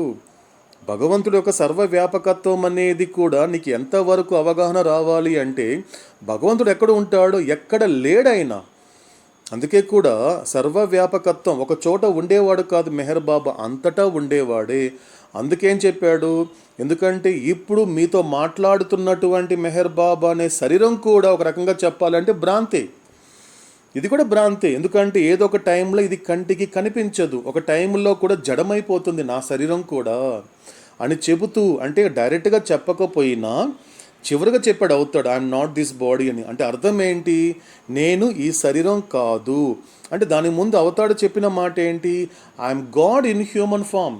ఈ రెండు పదాలని చాలా గొప్ప పదాలండి, ఎందుకంటే అవతార తత్వం అనేది పూర్తిగా అవగాహన చేసుకోవడానికి ఎంతగానో ఉపయోగపడేటువంటి రెండు మాటలు. సో రెండు రకాల మాటలు చెప్పాడు అవుతాడు. ఒకటేంటి, I am God in human form. రెండోది ఏంటి, ఐఎమ్ నాట్ దిస్ బాడీ. ఈ రెండింటిని కాస్త విచారణ చేస్తే ఆయన తత్వం ఏంటో అర్థమవుతుంది. అసలు బాబా అంటే ఎవరు. ఫస్ట్ ఏంటి, I'm God in human form అంటే దీన్ని బట్టి ఏం చెప్తున్నాడు అవుతాడు, ఈ మానవ రూపంలో ఉన్న భగవంతుడిని నేను ఎవరిని అంటే, మానవ రూపంలో ఉన్న భగవంతుడిని. అంటే అర్థం ఏంటి, ఆ మానవ రూపంలో ఉన్నటువంటి భగవంతుడినే. కాబట్టి నువ్వు పట్టుకోవాల్సిన ఎవరిని, మానవ రూపంలో భగవంతుడిగా ఉన్న నన్ను పట్టుకోవాలి తప్ప ఏ రూపంలో ఉన్న ఆ రూపాన్ని నువ్వు పట్టుకోకూడదు. చూడండి, ఎందుకంటే ఇంటిలో ఉండేవాడినే నేను, కానీ ఇంటినే నేను కాదు. నేను ఇంట్లో ఉన్నానంతే, ఇంట్లో ఉన్నవాడినే, కానీ ఇల్లు నేను ఒకటి కాదు. సో అంటే ఏం చెప్తున్నాడు, అదే విషయాన్ని మళ్ళీ ఏమంటున్నాడు, చివరికి వచ్చేసరికి అవుతాడు అవతారం చాలించే సమయంలో ఐఎమ్ నాట్ దిస్ బాడీ అంటున్నాడు. అంటే ఇంటిలో ఉన్నవాడిని నేనే, కానీ ఇల్లు నేను కాదు అంటున్నాడు. అప్పుడు ఏం చెయ్యాలి, ఇంటిలో ఉన్న వాడిని పట్టుకోవాలి తప్ప ఇంటిని కాదు, శరీరంలో ఉన్నటువంటి వాడిని పట్టుకోవాలి తప్ప శరీరాన్ని కాదు అని ఒక పరిపక్వతతో కూడిన మాట అందించాడండి. కొద్దిగా విచారణ చేస్తే చాలండి, కొద్దిగా విచారణ చేయాలి. ఇది మనకి ఈ ప్రయాణంలో భాగంగా పరిపక్వత వచ్చినప్పుడు ఆటోమేటిక్గా మీ అందరికీ తెలుస్తుందని అడుగుతాడు. సో కాబట్టి మూడు మజిలీలతో కూడినటువంటి గాడ్ స్పీక్స్ అనేది మనం ఇప్పుడు ప్రస్తుతానికి కొనసాగిస్తుంచే అవకాశం ఇచ్చాడు అవుతాడు. మొదటి మజిలీ పూర్తయింది, ఎంతవరకు, ఆలకించడం వరకు. ఏంటి ఆ మొదటి మజిలీ అన్నప్పుడు, మొదటి భాగమైనటువంటి చైతన్య స్థితులు. చైతన్య స్థితులు ఏం చెప్పాడు అవుతాడు పూర్తిగా అంటే, ఆ 7 pages అనేది కూడా కంప్లీట్గా ఎస్సెన్స్ అండి. అందుకే మనకు అవుతాడని చెప్పాడు గతంలో కూడా. ఆది కిరాని కానీ, హెచ్పి బరూచా కానీ, ఎరుచ్ జస్సావాలా కానీ, మెహ్రా కానీ, మనీజా ఇరానీ కానీ, వీళ్ళంతా కూడా గాడ్ స్పీక్ సంబంధించినంత వరకు వాళ్ళందరూ చెప్పినటువంటి ఒక యూనిక్ పాయింట్ ఏంటి అన్నప్పుడు, వీలైనంత వరకు మీరు చదువుకుంటూ పోవడం కాదు. ఎందుకంటే చదివిన తర్వాత, మీరు ప్రయాణం చేసిన తర్వాత, ముఖ్యంగా ఈ మొదటి 7 pages ఏదైతే ఉన్నాయో ఎక్కువ రిపీట్ చేసింది మండలి టాక్స్లో మీకు ఉంటుందండి. విలియం డాంకిన్ కానీ, లేకపోతే ఆది కిరాని కానీ, వీళ్ళందరూ కూడా, ముఖ్యంగా ఫ్రాన్సిస్ బ్రాబ్జాన్ కానీ, వీళ్ళందరూ చెప్పిన మాట ఏంటి అన్నప్పుడు, ఆ ఫస్ట్ 7 pages ఏదైతే ఉన్నాయో అది కొంచెం రిపీట్ చేసుకోండి. మీకు గాడ్ స్పీక్స్ అర్థం కావటం లేదు అనేటువంటి ఒక సందేహం వస్తే మాత్రము వీలైనంత వరకు ఫస్ట్ 7 pages ఏదైతే ఉందో, ఏది స్టేట్స్ ఆఫ్ కాన్షియస్నెస్. ఎందుకంటే 7 పేజీల్లో మొత్తం కంప్లీట్గా కథ చెప్పేస్తాడండి. ఈ 3 కథలు చెప్పేస్తాడు అవుతాడు. జరిగిపోయిన నిన్నటి నా కథ, జరుగుతున్న ఇప్పటి నా కథ, జరగబోయే రేపటి నా కథ. ఈ మూడిటి సంబంధించి చాలా బ్రీఫ్ ఇచ్చేస్తాడు అవుతాడు. కొద్దిగా అది అర్థమయ్యేంత వరకు రిపీట్ చేసుకుంటే చాలండి. ఆ 7 పేజెస్ మాత్రము ఆ స్టేట్స్ ఆఫ్ కాన్షియస్నెస్లో. అంటే అర్థం ఏంటి, దానివల్ల నీకు వచ్చేటువంటి గొప్ప సారం ఏంటి అన్నప్పుడు నా కాన్షియస్నెస్ ఏ స్టేట్లో ఉందో తెలుస్తుందండి. ఆ 7 పేజెస్ కనుక పూర్తిగా కంప్లీట్గా శ్రద్ధతో కనుక ఎరుకతో నిత్యంగా నిరంతరాయంగా ఆలకించగలిగితే ఏం తెలుస్తుంది, ఆ చైతన్య స్థితులు అనేటువంటి భాగంలో ఏం తెలుస్తుంది, అది గనుక కాస్త అవగాహన తెచ్చుకోగలిగితే నా చైతన్యము ఏ స్థితిలో ఉందో తెలుస్తుందండి. నా చైతన్యం అనేది ఏ స్థితిలో ఉంది, దానికి అనుగుణంగా అనుభవం ఉంది. కాబట్టి ఆ అనుభవానికి అనుకూలంగా ఏముంది, భూమికలు ఉన్నాయి. దానికి అనుకూలంగా ఏముంది, బంధనాలు, ఆ తర్వాత సంస్కారాలు. ఇలా కనెక్ట్ చేసుకోవచ్చండి. అలా ఈ మొదటి మజిల్లో భాగమైన మొదటి విషయం ఏంటి, చైతన్య స్థితులు. రెండో భాగానికి వచ్చేసరికి ఏమన్నాడు అవుతాడు, the initial urge and the journey of evolving consciousness. ఇది పూర్తిగా జరిగిపోయిన నిన్నటి నా కథ గురించి. ఎలా మొదలైంది, నా కథ ఎలా మొదలైంది, ఈ 3 కథల గురించి చెప్తున్నాడు కదా అవుతాడు. అంటే జరిగిపోయిన నిన్నటి నా కథ, జరుగుతున్న ఇప్పటి నా కథ, జరగవలసిన రేపటి నా కథ గురించి చెప్తున్నాడు కదా. అసలు ఈ కథల యొక్క మూలం, పునాది, ఆధారం ఎక్కడ పడింది అంటే అదే ఇనిషియల్ అర్జ్. అదే ఇనిషియల్ అర్జ్. అక్కడి నుంచి మొదలుపెట్టి ఈ యొక్క చైతన్యం అనేది ఎలా వికసించింది అనే దానికి సంబంధించిన ప్రయాణం గురించి చెప్తాడు అవుతాడు రెండో భాగంలో. ఇకపోతే మూడో భాగానికి వచ్చేసరికి మాత్రము ఇది పూర్తిగా జరిగిపోయిన నిన్నటి నా కథ. ఏంటది, characteristics of the different kingdoms. దాంట్లో ఏం చెప్పాడు అవుతాడు మూడో భాగంలో, జరిగిపోయిన నిన్నటి నా కథ అయినటువంటి ఆ యొక్క రాతి నుండి జంతువు వరకు నా ప్రయాణము ఎలా కొనసాగింది అనేది బ్రీఫ్ ఇచ్చేస్తాడు అవుతాడు. బ్రీఫ్గా చెప్తాడు, క్లుప్తంగా చెప్తాడు ఆ మూడో భాగంలో. అక్కడి నుంచి నాలుగో భాగానికి వచ్చేసరికి ఏమంటున్నాడు అవుతాడు, పునర్జన్మ, reincarnation and the impressionless equipoise of consciousness. ఇది పూర్తిగా నాలుగో భాగానికి వచ్చేసరికి ఇంతవరకు ఏమైపోయింది, నిన్నటి నా కథ గురించి చెప్పిన అవుతాడు. ఇప్పుడు నాలుగో భాగంలో ఏం చేస్తున్నాడు అంటే జరుగుతున్న ఇప్పటి నా కథ, జరగవలసిన రేపటి నా కథ గురించి 2 కలిపి చెప్తాడు అవుతాడు నాలుగో భాగంలో. ఇక ఐదో భాగానికి వచ్చేసరికి మాత్రం ఇది పూర్తిగా జరగవలసిన రేపటి నా కథ. ఏంటది, ది ప్లేన్స్, భూమికలు ఎలా ఉంటుంది, ఈ ప్లేన్స్లో ప్రయాణం చేస్తున్నప్పుడు ఎలా ఉంటుంది, ముఖ్యంగా 1, 2, 3 గురించి అలా చెబుతూ పోతున్నటువంటి ఆ ప్రవాహం అనేది అలాగే వెళ్ళిపోతూ ఉంటుంది. కానీ 4వ భూమికి వచ్చేసరికి మాత్రము అవతార పురుషుడైనటువంటి మెహర్ బాబా దారి తప్పినటువంటి తన బిడ్డ పట్ల ఆయన చూపించేటువంటి ప్రేమ కనిపిస్తుందండి. మనం గతంలో కూడా ఆ చవి చూసాము. ఎందుకంటే ఆ జాగ్రత్త పరచడం కానీ హెచ్చరికలు చేయడం కానివ్వండి, విపరీతంగా ప్రేమ కనిపిస్తుందండి.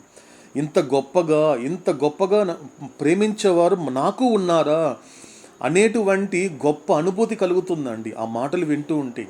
ముఖ్యంగా 4వ భూమిక గురించి అవతాడు చేసిన హెచ్చరికలు, అవతాడు చెప్పిన జాగ్రత్తలు ఏవైతే ఉన్నాయో, ఎందుకంటే అలాంటి మాటలు వింటున్నప్పుడు అలా చేయి పెట్టి అక్కడికక్కడ జాగ్రత్త పరుస్తున్నప్పుడు ఇంత గొప్పగా, ఇంత ప్రేమగా, ఇంత జాగ్రత్తగా చూసుకునే వాళ్ళు నాకు ఈ లోకంలో ఉన్నారా అనేటువంటి గొప్ప అనుభూతి కలుగుతుందండి. అలాంటి మనం వింటూ ఉన్నప్పుడు అది మనం చేసాం ఆ ప్లేన్స్లో. కాబట్టి ఆ 4వ భూమిక దాటిన తర్వాత ప్రవాహం అనేది సాధారణంగా వెళ్ళిపోతుంది. కానీ మొదటి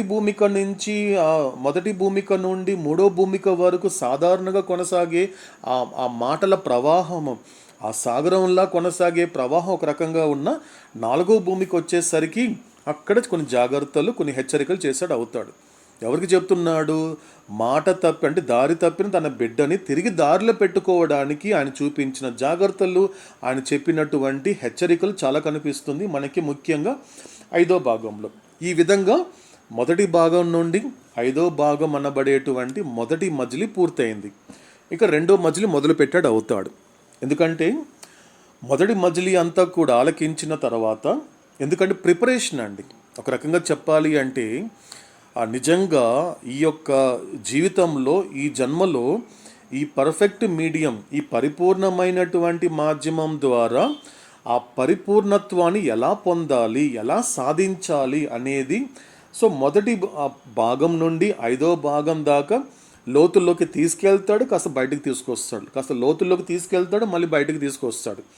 కానీ రెండో మజిలీ మొదలైనప్పుడు, ఎందుకంటే ప్రస్తుతం ఆ మజిలీలో ఉన్నాం కాబట్టి ఇక్కడ పూర్తిగా నీకు బయటకు వచ్చే అవకాశం లేకుండా చేస్తున్నాడు. కొంచెం దీన్ని జాగ్రత్తగా గమనిద్దామండి. ఎందుకంటే ఈ భాగం నుండి ఈ మజిలీ అంతా కూడా చాలా లోతుల్లోకి తీసుకెళ్తాడు. మన సముద్రం నుంచి బయటపడవచ్చు, ఒడ్డుకు చేరొచ్చు అనేటువంటి ఊహ లేకుండా ప్రయత్నిస్తున్నాడు అవుతాడు. ఎందుకంటే ఇంకా సంబంధం లేకుండా, ప్రపంచానికి సంబంధం లేకుండా కంప్లీట్గా తన ప్రపంచంలో ముంచే ప్రయత్నం చేస్తాడు. బాగా పూర్తిగా లోతుల్లోకి తీసుకెళ్తున్నాడు అవుతాడు. మనం ఇప్పుడు ప్రస్తుతం అది కంటిన్యూ చేస్తున్నాము. కాబట్టి అందులో భాగంగానే ఈ రెండో మజిలీలో చెప్పినటువంటి 6వ భాగం ఏంటి అన్నప్పుడు, ఈ యొక్క దివ్య దైవీహిక చైతన్యానికి సంబంధించినటువంటి స్థితుల సంగ్రహము. ఏం చెప్పాడు మనకి డివైన్ కాన్షియస్నెస్ గురించి చెబుతూ, అంటే జరగవలసిన రేపటి నా కథలో నేను పొందబోయేటువంటి డివైన్ కాన్షియస్నెస్ లేకపోతే అనంత చైతన్యానికి సంబంధించిన స్థితుల గురించి ఒక క్లుప్తంగా చెప్పడం జరిగింది మనకి 6వ భాగంలో. ఇక 7వ భాగానికి వచ్చేసరికి మాత్రము 7 మడతల ముసుగు. కాబట్టి మనకి కబీర్తో మొదలయ్యింది. ఎందుకంటే ఆ మడతలు అంటే కేవలం అవతార పురుషుడికి కాదండి మడతలు, ఆ ముసుగు వచ్చేది జీవుడు కూడా ఉంటుంది. అవతార పురుషుడికి ఉంటుంది, జీవుడు కూడా ఉంటుంది. కానీ వీళ్ళిద్దరికి డిఫరెన్స్ ఏంటి అంటే, జీవుడికి తనకు తాను వేసుకునేటువంటి ఆ ముసుగు ఏదైతే ఉందో అది తనకు తెలియకుండానే అజ్ఞానంతో వేసుకున్నాడు. ఇది ముసుగు వేసుకుంటున్నాను, ఇన్ని మడతలు అనేది ఆ ముసుగు నా మీద వేసుకున్నాను అనేది జీవుడికి తెలియదండి. తెలియదు, ఏది తెలియదు. నేను చేసే ప్రతి పని నన్ను బంధిస్తోందని, నేను చేసే ప్రతి పని వల్ల, అజ్ఞాన పని వల్ల పోగు చేసుకున్న సంస్కారాలు ఖర్చు పెట్టుకోకుండా కొత్తవి పోగు చేసుకుంటున్నాను అన్న విషయం కూడా జీవుడికి తెలియదండి. తెలియదు అంటే తను అజ్ఞానంతో 7 మడతల ముసుగు వేసుకున్నానన్న విషయం జీవుడికే తెలియదు. కానీ అవతార పురుషుడి యొక్క ముసుగు సంగతి అది కాదు. అవతార పురుషుడికి స్వయంగా తానే ముసుగేసుకుంటాడు.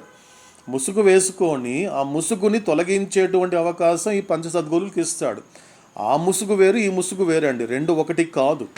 కాబట్టి జీవుడు వేసుకునేటువంటి ముసుగు అజ్ఞానం చేత, కానీ అవతార పురుషుడు వేసుకునేటువంటి ముసుగు తన దారి తప్పిన తన బిడ్డ పట్ల ఉన్న అపారమైన ప్రేమ చేత వేసుకుంటాడు.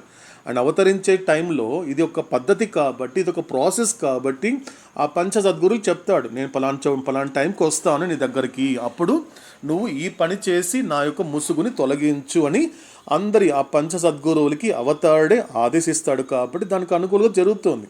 కాబట్టి తన ముసుగు గురించి తనకు అవగాహన ఉంది అవతాడికి, కానీ జీవుడికి ఉండటం లేదే.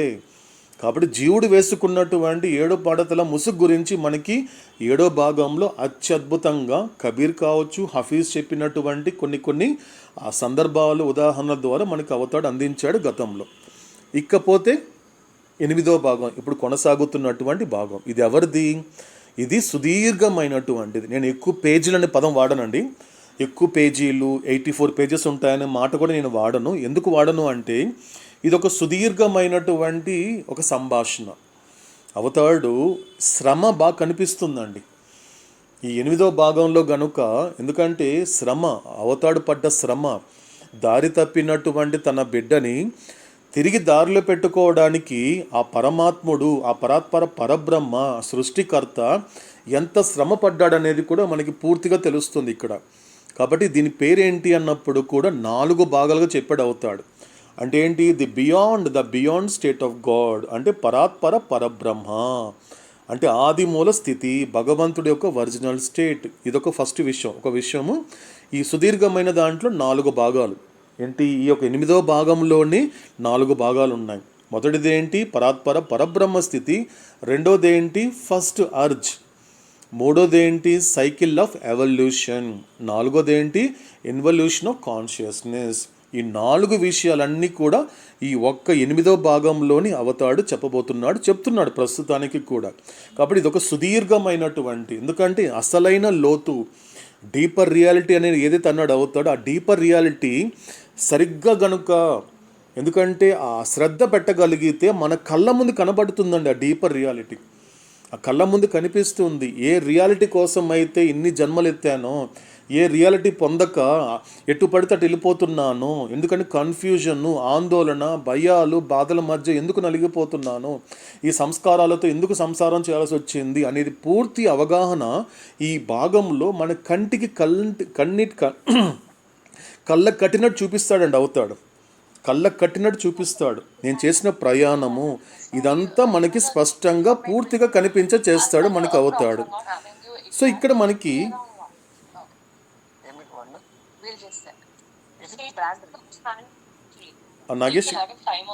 నాగేష్ గారు కొంచెం మ్యూట్ చేసుకుంటారు.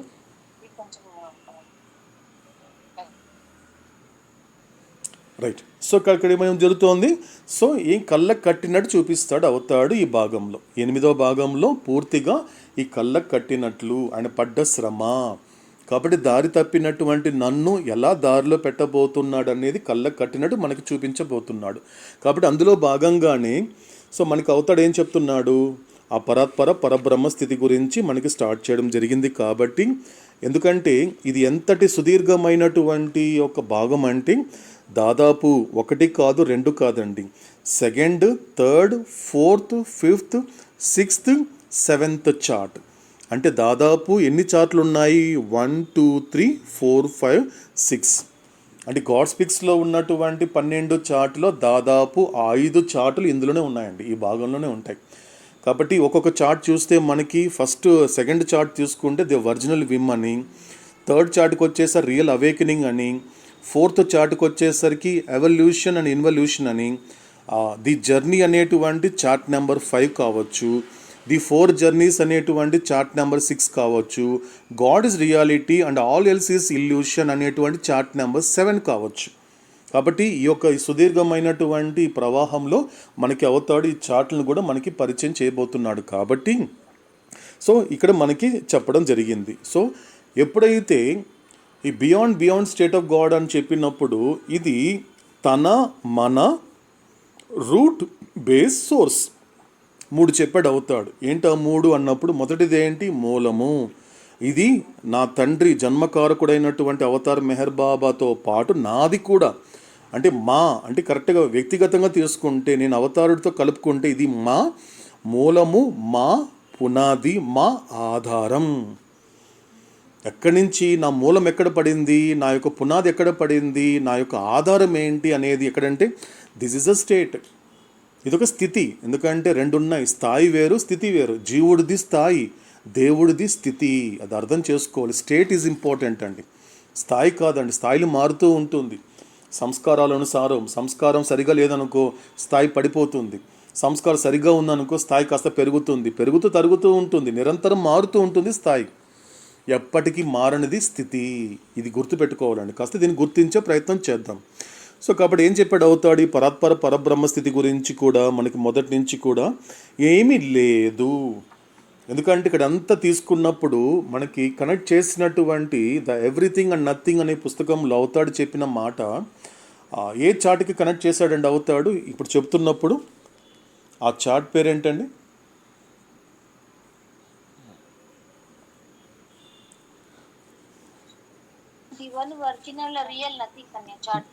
Yes the one original real nothing. అంటే ఆ చార్ట్కి ఎవరి పేరు పెట్టాడు, తన పేరు పెట్టుకోలేదు, భగవంతుడైనటువంటి ఎవ్రీథింగ్ పేరు పెట్టుకోలేదు, మాయకి పేరు పెట్టాడు. యాక్చువల్గా the one original real nothing అని చెప్పాడు. ఏముంటుందండి దాంట్లో, ఎన్ని సర్కిల్స్ ఉంటాయి, ఏంటి ఆ సర్కిల్స్ అండి,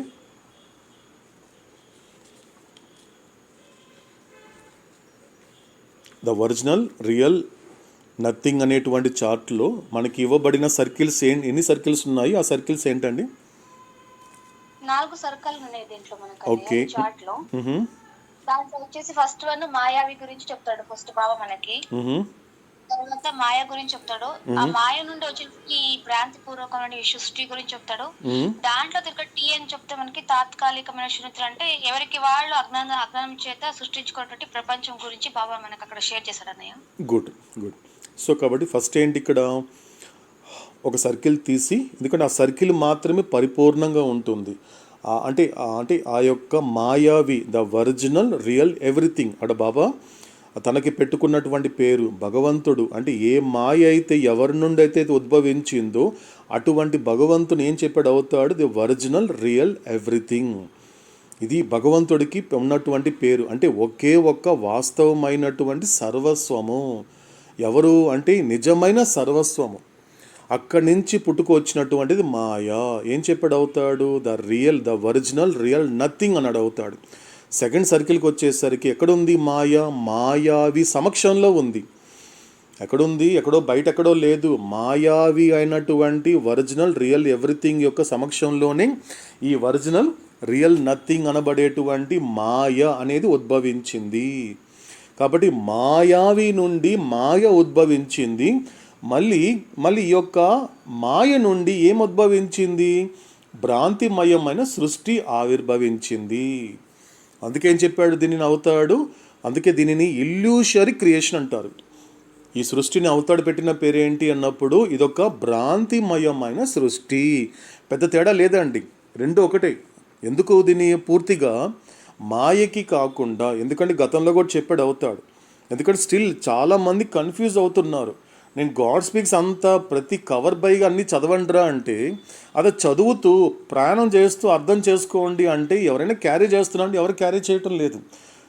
ఎందుకంటే గతంలో కూడా మనకి అవతాడు అనేక ప్రశ్నలు వేశాడు. ఎందుకంటే 1955లో గాడ్ స్పీక్స్ రిలీజ్ అయినప్పుడు చాలామందిని ఆయన అడిగినటువంటి ఒక సింపుల్ క్వశ్చన్ అడిగేవాడు చాలామందిని. ఎందుకంటే అందరూ చెప్పేవారు బాబా దగ్గరకు వచ్చి, లేదు బాబా మేము 100 సార్లు చదివాము, నేను 400 సార్లు చదివాను, లేకపోతే నేను 100 సార్లు 50 సార్లు ఇలా చదువుతూనే ఉన్నాను బాబా అన్నప్పుడు, గుడ్ మేము ఏం అడిగినా చెప్తాం బాబా, అడగండి బాబా అంటే ఆయన ఒక్కటే అడిగాడు. ఏం అడిగేవాడు అండి, ఏం చెప్పాడండి గతంలో మనకి? అందరినీ సింపుల్ క్వశ్చన్ ఏం అడిగాడు అవుతాడు, ఈ గాడ్ స్పీక్స్ నేను ఎవరికి డెడికేషన్ చేశాననేసి అడిగాడు. ఎస్. ఏం చెప్పేవారు వాళ్ళంతా? మాయా అని చెప్పారండి. మాయ అని చెప్పేవారు.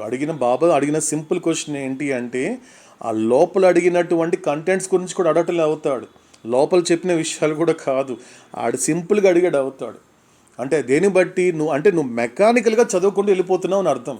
ఇక్కడ అవుతాడు ఏం చెప్తున్నాడు, నీకు గాడ్ స్పీక్స్ అర్థం కావటం లేదు, గాడ్ స్పీక్స్ నాకు సంబంధించింది కాదు, ఎంత ప్రయత్నించినా నాకు అర్థమే కావటం లేదు అండి. నేను ఎవరైనా కంప్లైంట్ చేస్తే అంటే శ్రద్ధ ఎంతవరకు పెట్టడం లేదని తెలుస్తుంది. మెకానికల్గా చదువుకోవడమో మెకానికల్గా జర్నీ చేయడమో కాదు. అని అడిగిన సింపుల్ క్వశ్చన్ ఏంటి, నేను ఈ గాడ్ స్పీక్స్ని ఎవరికి డెడికేట్ చేశానంటే ఇమ్మీడియట్గా చెప్పేస్తున్నారు. చాలామంది 100 మందిని అడిగితే ఆ 100 మందిలో 90% వరకు చెప్పిన మాట ఏంటి, బాబా మీరు ఇచ్చింది మాయకే అన్నాడు. ఆయన మాయకి ఇవ్వలేదు. అందుకే శ్రద్ధ అవసరము. ఏం చెప్తున్నాడు, ఎవరి గురించి చెప్తున్నాడు అనేది శ్రద్ధ పెట్టాలి. అక్కడ శ్రద్ధ పెడితే తెలుస్తుంది. ఆయన ఇచ్చింది డెడికేట్ చేసింది మాయకి కాదు, మాయ ద్వారా ఉద్భవించినటువంటి భ్రాంతికి. కాబట్టి భ్రాంతి యొక్క కేర్ ఆఫ్ అడ్రస్ ఎవరు, మాయా. మాయాకి కేర్ ఆఫ్ అడ్రస్ ఎవరు, మాయావి. అందుకే భగవంతుడి యొక్క పరిపాలనలో ఉండలేకపోవడానికి కారణం ఏంటి అంటే, నువ్వు గుర్తించడం లేదు భగవంతుడు చెప్పినటువంటి మాటల్ని. చిన్న మాటే కాబట్టి శ్రద్ధ పెట్టమంటున్నాడు అవుతాడు. కాబట్టి సో మనకి ది ఒరిజినల్ రియల్ నథింగ్ అనేటువంటి చార్ట్లో చెప్పిన దాని ప్రకారము మాయావి నుండి మాయ అనేది ఉద్భవించింది. ఆ మాయ నుండే ఈ భ్రాంతిమయమైనటువంటి సృష్టి ఆవిర్భవించింది. ఎలా ఆవిర్భవించింది? ఈ భ్రాంతిమయమైనటువంటి సృష్టికి అవతాడు పెట్టినటువంటి మరో 2 పేర్లు ఏంటండి?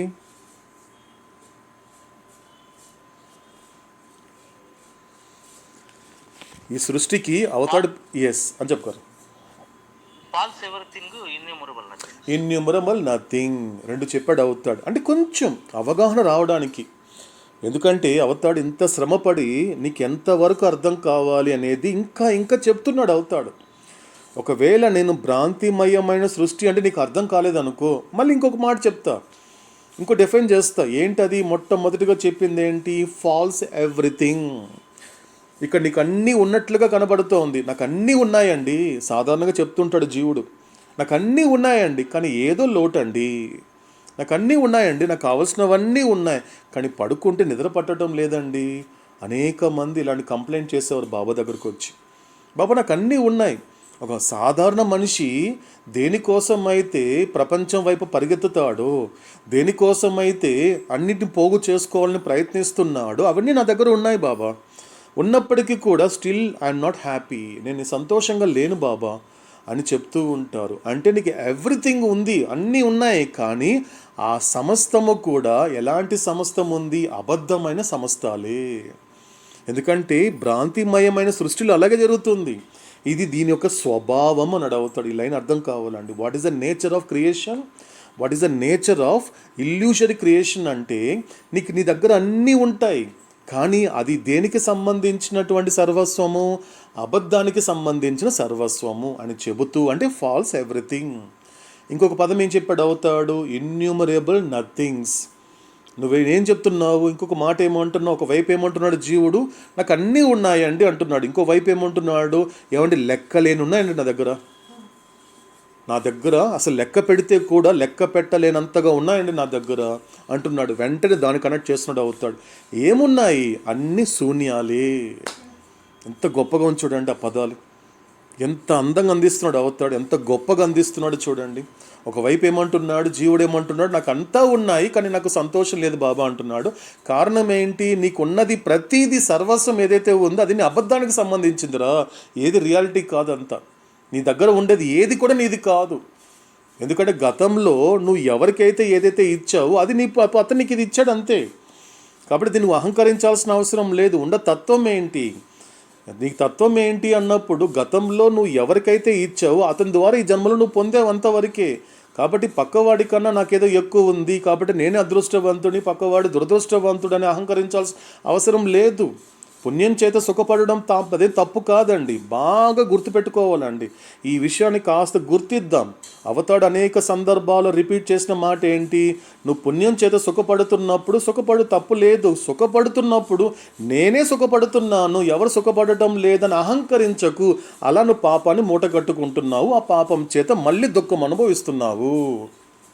కాబట్టి యూనివర్సల్ లాలో కాస్త అవగాహన తెచ్చుకోమంటున్నాడు అవుతాడు. సో కాబట్టి ఏం చెప్పాడు అవుతాడు ఈ విషయం చెబుతున్నప్పుడు? కాబట్టి సృష్టికి ఆయన పెట్టినటువంటి 2 పేర్లు ఏంటి ఇంకా అర్థం కావడానికి? ఫాల్స్ ఎవ్రీథింగ్, ఇన్యూమరబుల్ నథింగ్స్ అని చెప్పాడు అవుతాడు. సో కాబట్టి ఇది భ్రాంతిమయమైన సృష్టి. ఇంతవరకు ఊరుకున్నాడా? లేదే. మనిషి ఎంత గొప్పవాడు అంటే ఆధ్యాత్మికంగా ఎంత ఎదగగలుగుతాడో ప్రాపంచికంగా అంతగా కూరుకుపోతాడని చెప్పాడు అవుతాడు. ఎంత గొప్పగా చెప్పాడు చూడండి. మానవుడికి మనిషికున్న గొప్పతనం ఏంటి అంటే ఆధ్యాత్మికంగా, అంటే అంతర్ముఖం అవుతున్నంత వరకు అతను ఆధ్యాత్మికంగా ఎంత ఎదిగే అవకాశం ఉందో ఇదే ప్రపంచంలో అంతలా కూరుకుపోయే అవకాశం కూడా ఉంది. ఎంత గొప్పవాడు అంటే తన అజ్ఞానం చేత ఒక సామ్రాజ్యాన్ని సృష్టించుకోగలడు. అందుకు అవుతాడు ఎక్కడ లేని విధంగా ఆ భ్రాంతిమయమైన సృష్టిలో ఉండకుండా తనకంటూ ఒక ప్రపంచాన్ని సృష్టించుకున్నాడు మానవుడు. ఆ యొక్క ప్రపంచాన్ని అవుతాడేమన్నాడు? Temporary nothing. ఆ టెంపరరీ నథింగ్ని సృష్టించుకున్నాడు. కానీ ఆ శూన్యంతో ఉన్నంత వరకు అది టెంపరరీని అతను అనుకోవటం లేదు, శాశ్వతం అనుకుంటున్నాడే. ఇది అతడుకున్నటువంటి భ్రాంతి అన్నాడు అవుతాడు. కాబట్టి 4 విషయాలు. కాబట్టి అది 4 విషయాలు అర్థమైతే, ఎందుకంటే ఆ చార్ట్ కాస్త మనకి రెఫరెన్స్ అండి.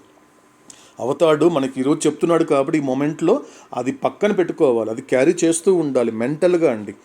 ప్రస్తుతం మీకు అర్థం కానంత వరకు ఆ చార్ట్ పక్కన పెట్టుకోవడము, తర్వాత కాస్త ప్రయాణం చేసి కాస్త మానసికంగా పక్కన పెట్టుకోవాలండి. రెఫరెన్స్ పాయింట్గా మనకి చక్కగా ఉపయోగపడుతుంది, అర్థమవుతుందండి అవతాడు ఏం చెప్తున్నాడు అనే విషయం. సో ఇలా కొనసాగిస్తే ఏం చెప్పాడు అవుతాడు? ఆ లహర్ చెప్తే ఏం చెప్పాడు యాక్చువల్గా? ఎలా ఈ విమ్ అనేది ఎలా స్టార్ట్ అవుతోంది. కాబట్టి ఈ యొక్క కాజ్ చెప్తాడు. ఎందుకంటే 2 ఉన్నాయండి, కాజ్ అండ్ ఎఫెక్ట్ అంటాడు అవుతాడు. కారణం బట్టే ప్రభావము. నీ జీవితంలో కొన్ని కార్యాలు నీ మీద ప్రభావం చూపిస్తోంది అంటే దానికి ఒక కారణం ఉంటుంది. ఎందుకంటే నీ జీవితంలో జరిగేటువంటి అంటే జనన మరణాలు, పాపపుణ్యాలు, సుఖదుఖాలు అనేది ఈ 3 కూడా కారణాలు కాదు, ఇవన్నీ కార్యాలే. ఎందుకంటే ఇవన్నీ కార్యాలు మాత్రమే నీ జీవితంలో భగవంతుడు జరిపిస్తూ ఉంటాడు. దేని వలన? వీటికి ఈ ప్రభావం కలుగుతుంది నీకు. ఎందుకంటే జననం అనేది ఒక సెలబ్రేట్ చేసుకోవాలి, మరణం అనేది బాధపడాలి అనేటువంటి ప్రభావం నీకు ఎవరు చూపిస్తున్నారు? ఆ భ్రాంతి ప్రభావం చూపిస్తోంది. కానీ సాధకుడు అనేవాడు ఈ కార్యాలకి కట్టుబడకుండా దేనికి కట్టుబడి ఉంటాడు?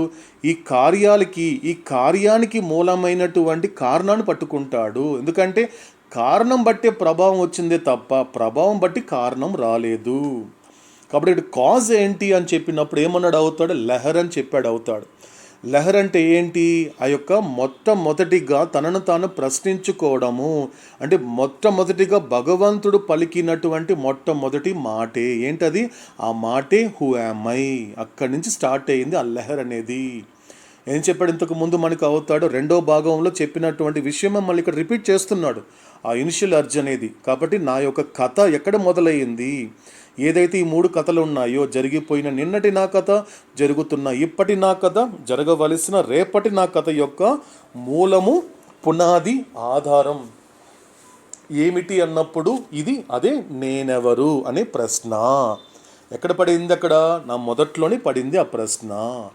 కాబట్టి అలా మొదలైనటువంటి ఈ యొక్క ప్రశ్నతో మొదలైనటువంటి నా కథ కొనసాగిస్తూ ఏం చెప్పాడు అవుతాడు? ఈ విధంగా ఇప్పుడు మనకి చార్ట్ నెంబర్ 2 కనెక్ట్ చేశాడు అవుతాడు. గత మెహరోపాసనంలో కూడా ఏం కనెక్ట్ చేశాడు అంటే పరబ్రహ్మ స్థితిలో ఉన్నటువంటి భగవంతుడి స్థితి ఎలా ఉంటుంది అంటే తన గురించి కానీ తన చేత ఆవిర్భవించినటువంటి భ్రాంతికి సంబంధించినటువంటి ఎరుక ఉండదు. అది పూర్తిగా భగవంతుడు ఉన్నాడు అనే స్థితి మాత్రమే. అందుకే దాన్ని ఏమంటాడు అవుతాడు? ఈ స్టేట్ ఎటువంటి స్థితి అది? భగవంతుడు ఉన్నాడు అనే స్థితి మాత్రమే.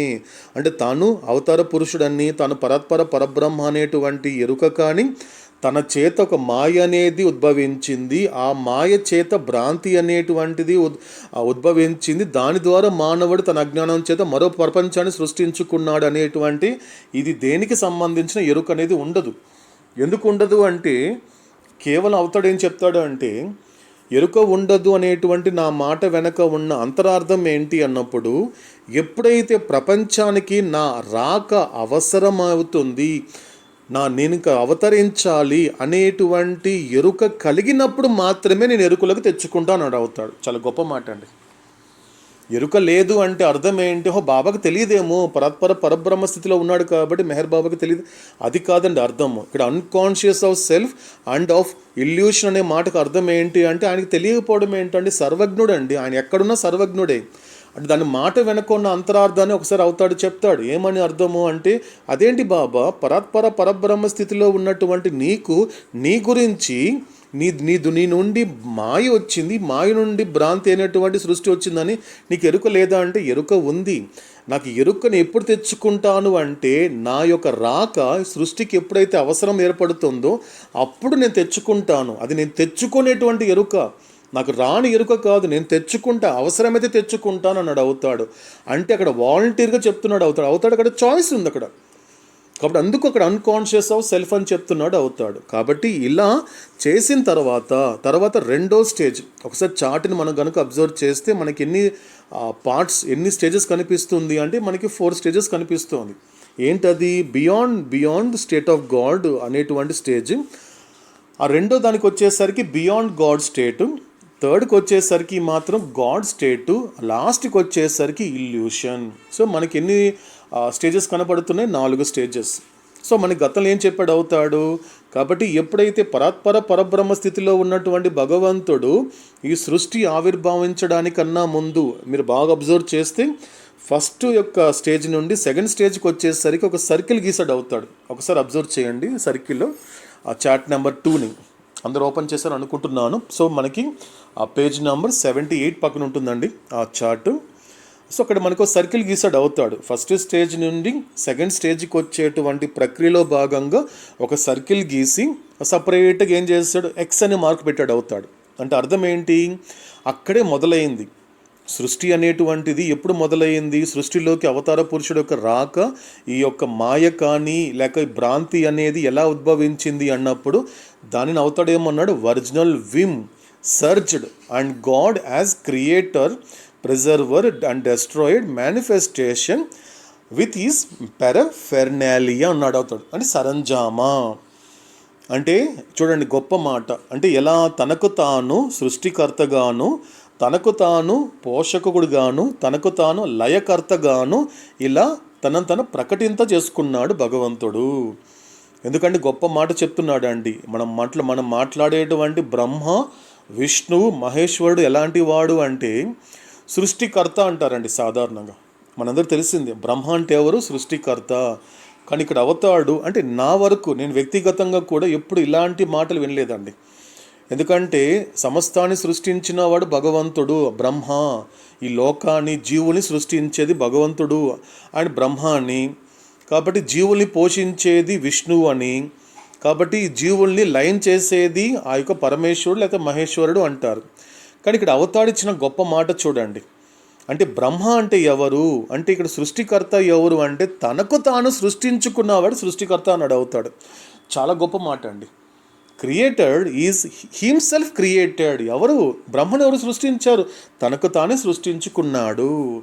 పోషకర్త ఎవరు? తనను తాను పోషించుకుంటున్నాడు. ఇటు లయకర్త ఎవరు? ఎవరైతే తనను తాను లయం చేసుకుంటున్నాడో అతడే లయకర్త అన్నాడు అవుతాడు. చాలా గొప్ప మాట అండి. ఈ యొక్క ముగ్గురు గురించి, బ్రహ్మ, విష్ణు, మహేశ్వరుడు గురించి నేను వ్యక్తిగతంగా ఎప్పుడు కూడా ఇలాంటి ప్రయాణం చేయలేదండి. ఎప్పుడు కూడా ఇలాంటి మాటలు వినలేదు. సాధారణంగా బ్రహ్మ అంటే ఎవరు? ఈ యొక్క జీవుల్ని సృష్టించేవాడు అంటాడే తప్ప అంటే తనకు తాను సృష్టించుకున్నవాడు ఎవరు? సృష్టికర్త. తనకు తాను సృష్టించుకుంటున్నాడు బ్రహ్మ. అదేవిధంగా విష్ణు అంటే ఎవరు? తనను తాను పోషించుకుంటున్నాడు. మహేశ్వరుడు అంటే ఎవరు? తనకు తాను లయం చేసుకుంటున్నాడు అని చెప్పడం జరిగింది. అంటే అర్థం ఏంటి? ఇక్కడ ఎవరికి వాళ్ళు ఉన్నటువంటిది ఒకే ఒక సద్వస్తువే. ఆ సద్వస్తువే సృష్టించబడుతోంది. ఆ ఒక్క సద్వస్తువే పోషించబడుతోంది. చివరికి ఆ సద్వస్తువే తనకు తాను లయం చేసుకుంటోంది. అందుకే అవుతాడు గాడ్ అలోన్ ఇస్ రియల్. అంటే అర్థం ఏంటి? ఉన్నది ఒక్కటే. ఉన్నది ఒక్కటే, ఇక్కడ రెండు లేదు. ఉన్నది ఒక్కటే అనేది కూడా మనకి ఈ చార్ట్ ద్వారా మనకి అవుతాడు చెప్తున్నాడు. కాబట్టి అక్కడి నుంచి మొదలైన తర్వాత ఏం జరిగింది? ప్రకటితమైంది. మన గతంలో ఏం చెప్పాడు? ఎక్కడి వరకు ఆపాడు అవుతాడు? ఈ యొక్క అపరిమితమైనటువంటి సాగరంతో పోలుస్తున్నాడు అవుతాడు. ఏం చెప్పాడు? గతంలో మనందరికీ కూడా ఒక మాట చెప్తున్నాడు. ఒక అనంతమైనటువంటి సర్వస్వమే సముద్రము. అనంతమైనటువంటి సర్వస్వమే సముద్రము. కానీ ఆ అనంతమైనటువంటి సర్వస్వమైన సముద్రములో ఎటువంటిది ఎటువంటిది వచ్చి పడింది? ఎటువంటిది వచ్చి ఒక ఉద్భవించింది అంటే అందులో కొన్ని డ్రాప్స్ అనేది కూడా దానిలో అవతరించింది. అంటే దానిలో ఉద్భవించింది. అలా అది ఎలాంటిది అంటే అది లిమిట్లెస్. అంటే ఇక్కడ ఏమంటున్నాడు అవుతాడు అంటే every drop in the ocean is most finite everything అంటున్నాడు. గతంలో ఏం చెప్పాడు అవుతాడు? చాలా గొప్ప మాట చెప్తున్నాడు. ఈ సముద్రాన్ని ఎలా పోల్చాడు? అనంతమైనటువంటి సర్వస్వాన్ని సముద్రంతోనూ, కానీ ఆ అనంతమైనటువంటి సర్వస్వంలో ఉన్నటువంటి బిందువుల్ని మాత్రం ఏమంటున్నాడు అవుతాడు?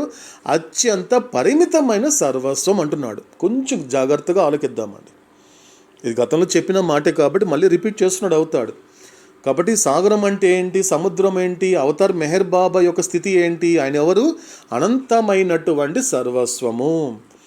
అంటే దీన్ని ఎలా అర్థం చేసుకోవాలి?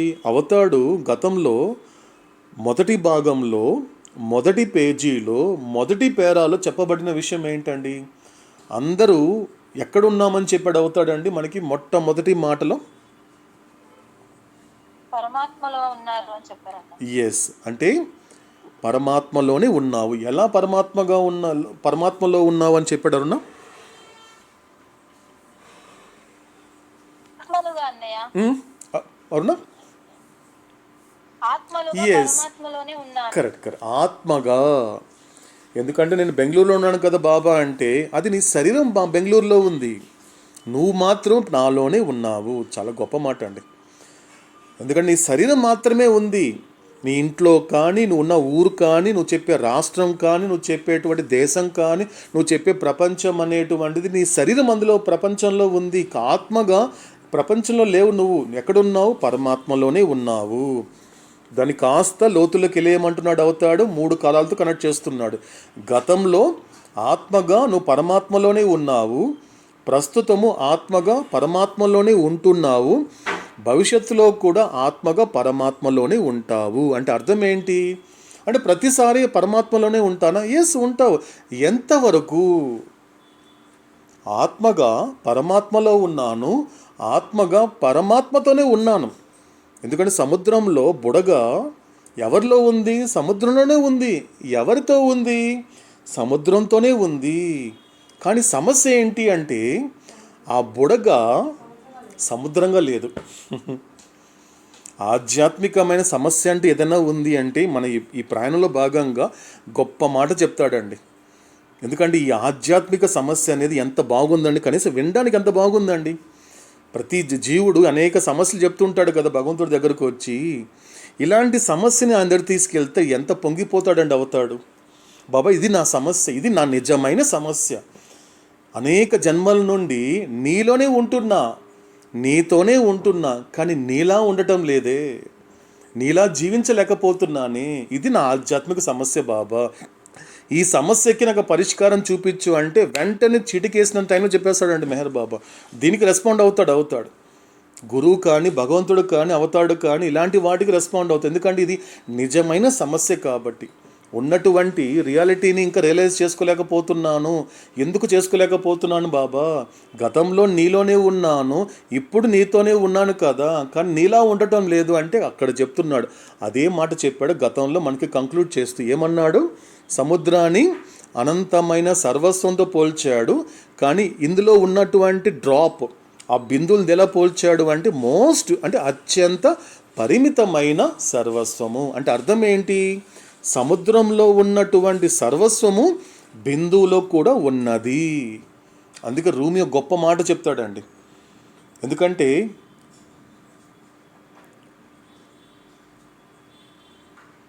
సాగరంలో నువ్వు బిందువి కాదు అని ఏమంటాడు తెలుసా అండి? సాగరంలో నువ్వు బిందువి కాదు, బిందులో ఉండే సాగరానే నువ్వు అంటాడు. నువ్వు ఎవరివి అంటే చూడండి ఎంత గొప్పగా చెప్పాడు చూడండి.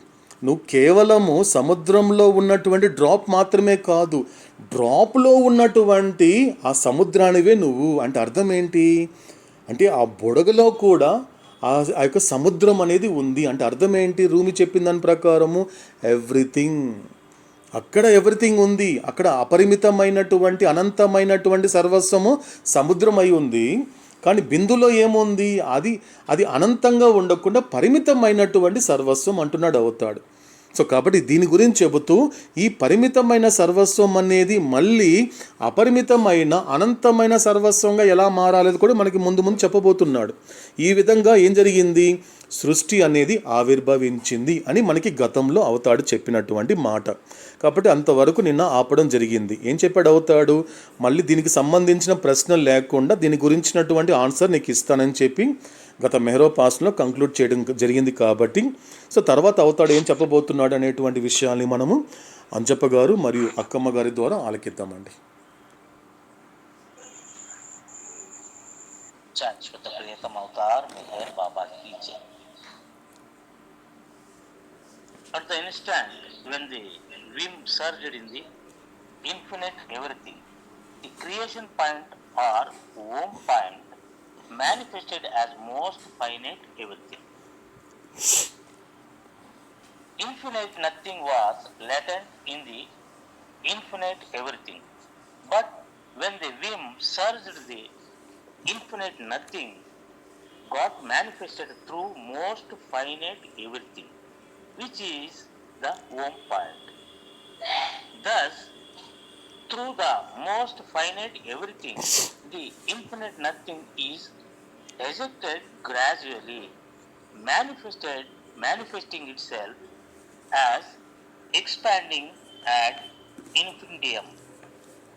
Simultaneously with the projection of the latent nothing and with the manifestation of nothingness, the consciousness which existed as nothing, latent in the infinitude of the God is state, also got projected and manifested itself gradually as the conscious of God, and made God experience itself as God, the creator of all the things that projected out of his state of the everything as nothingness.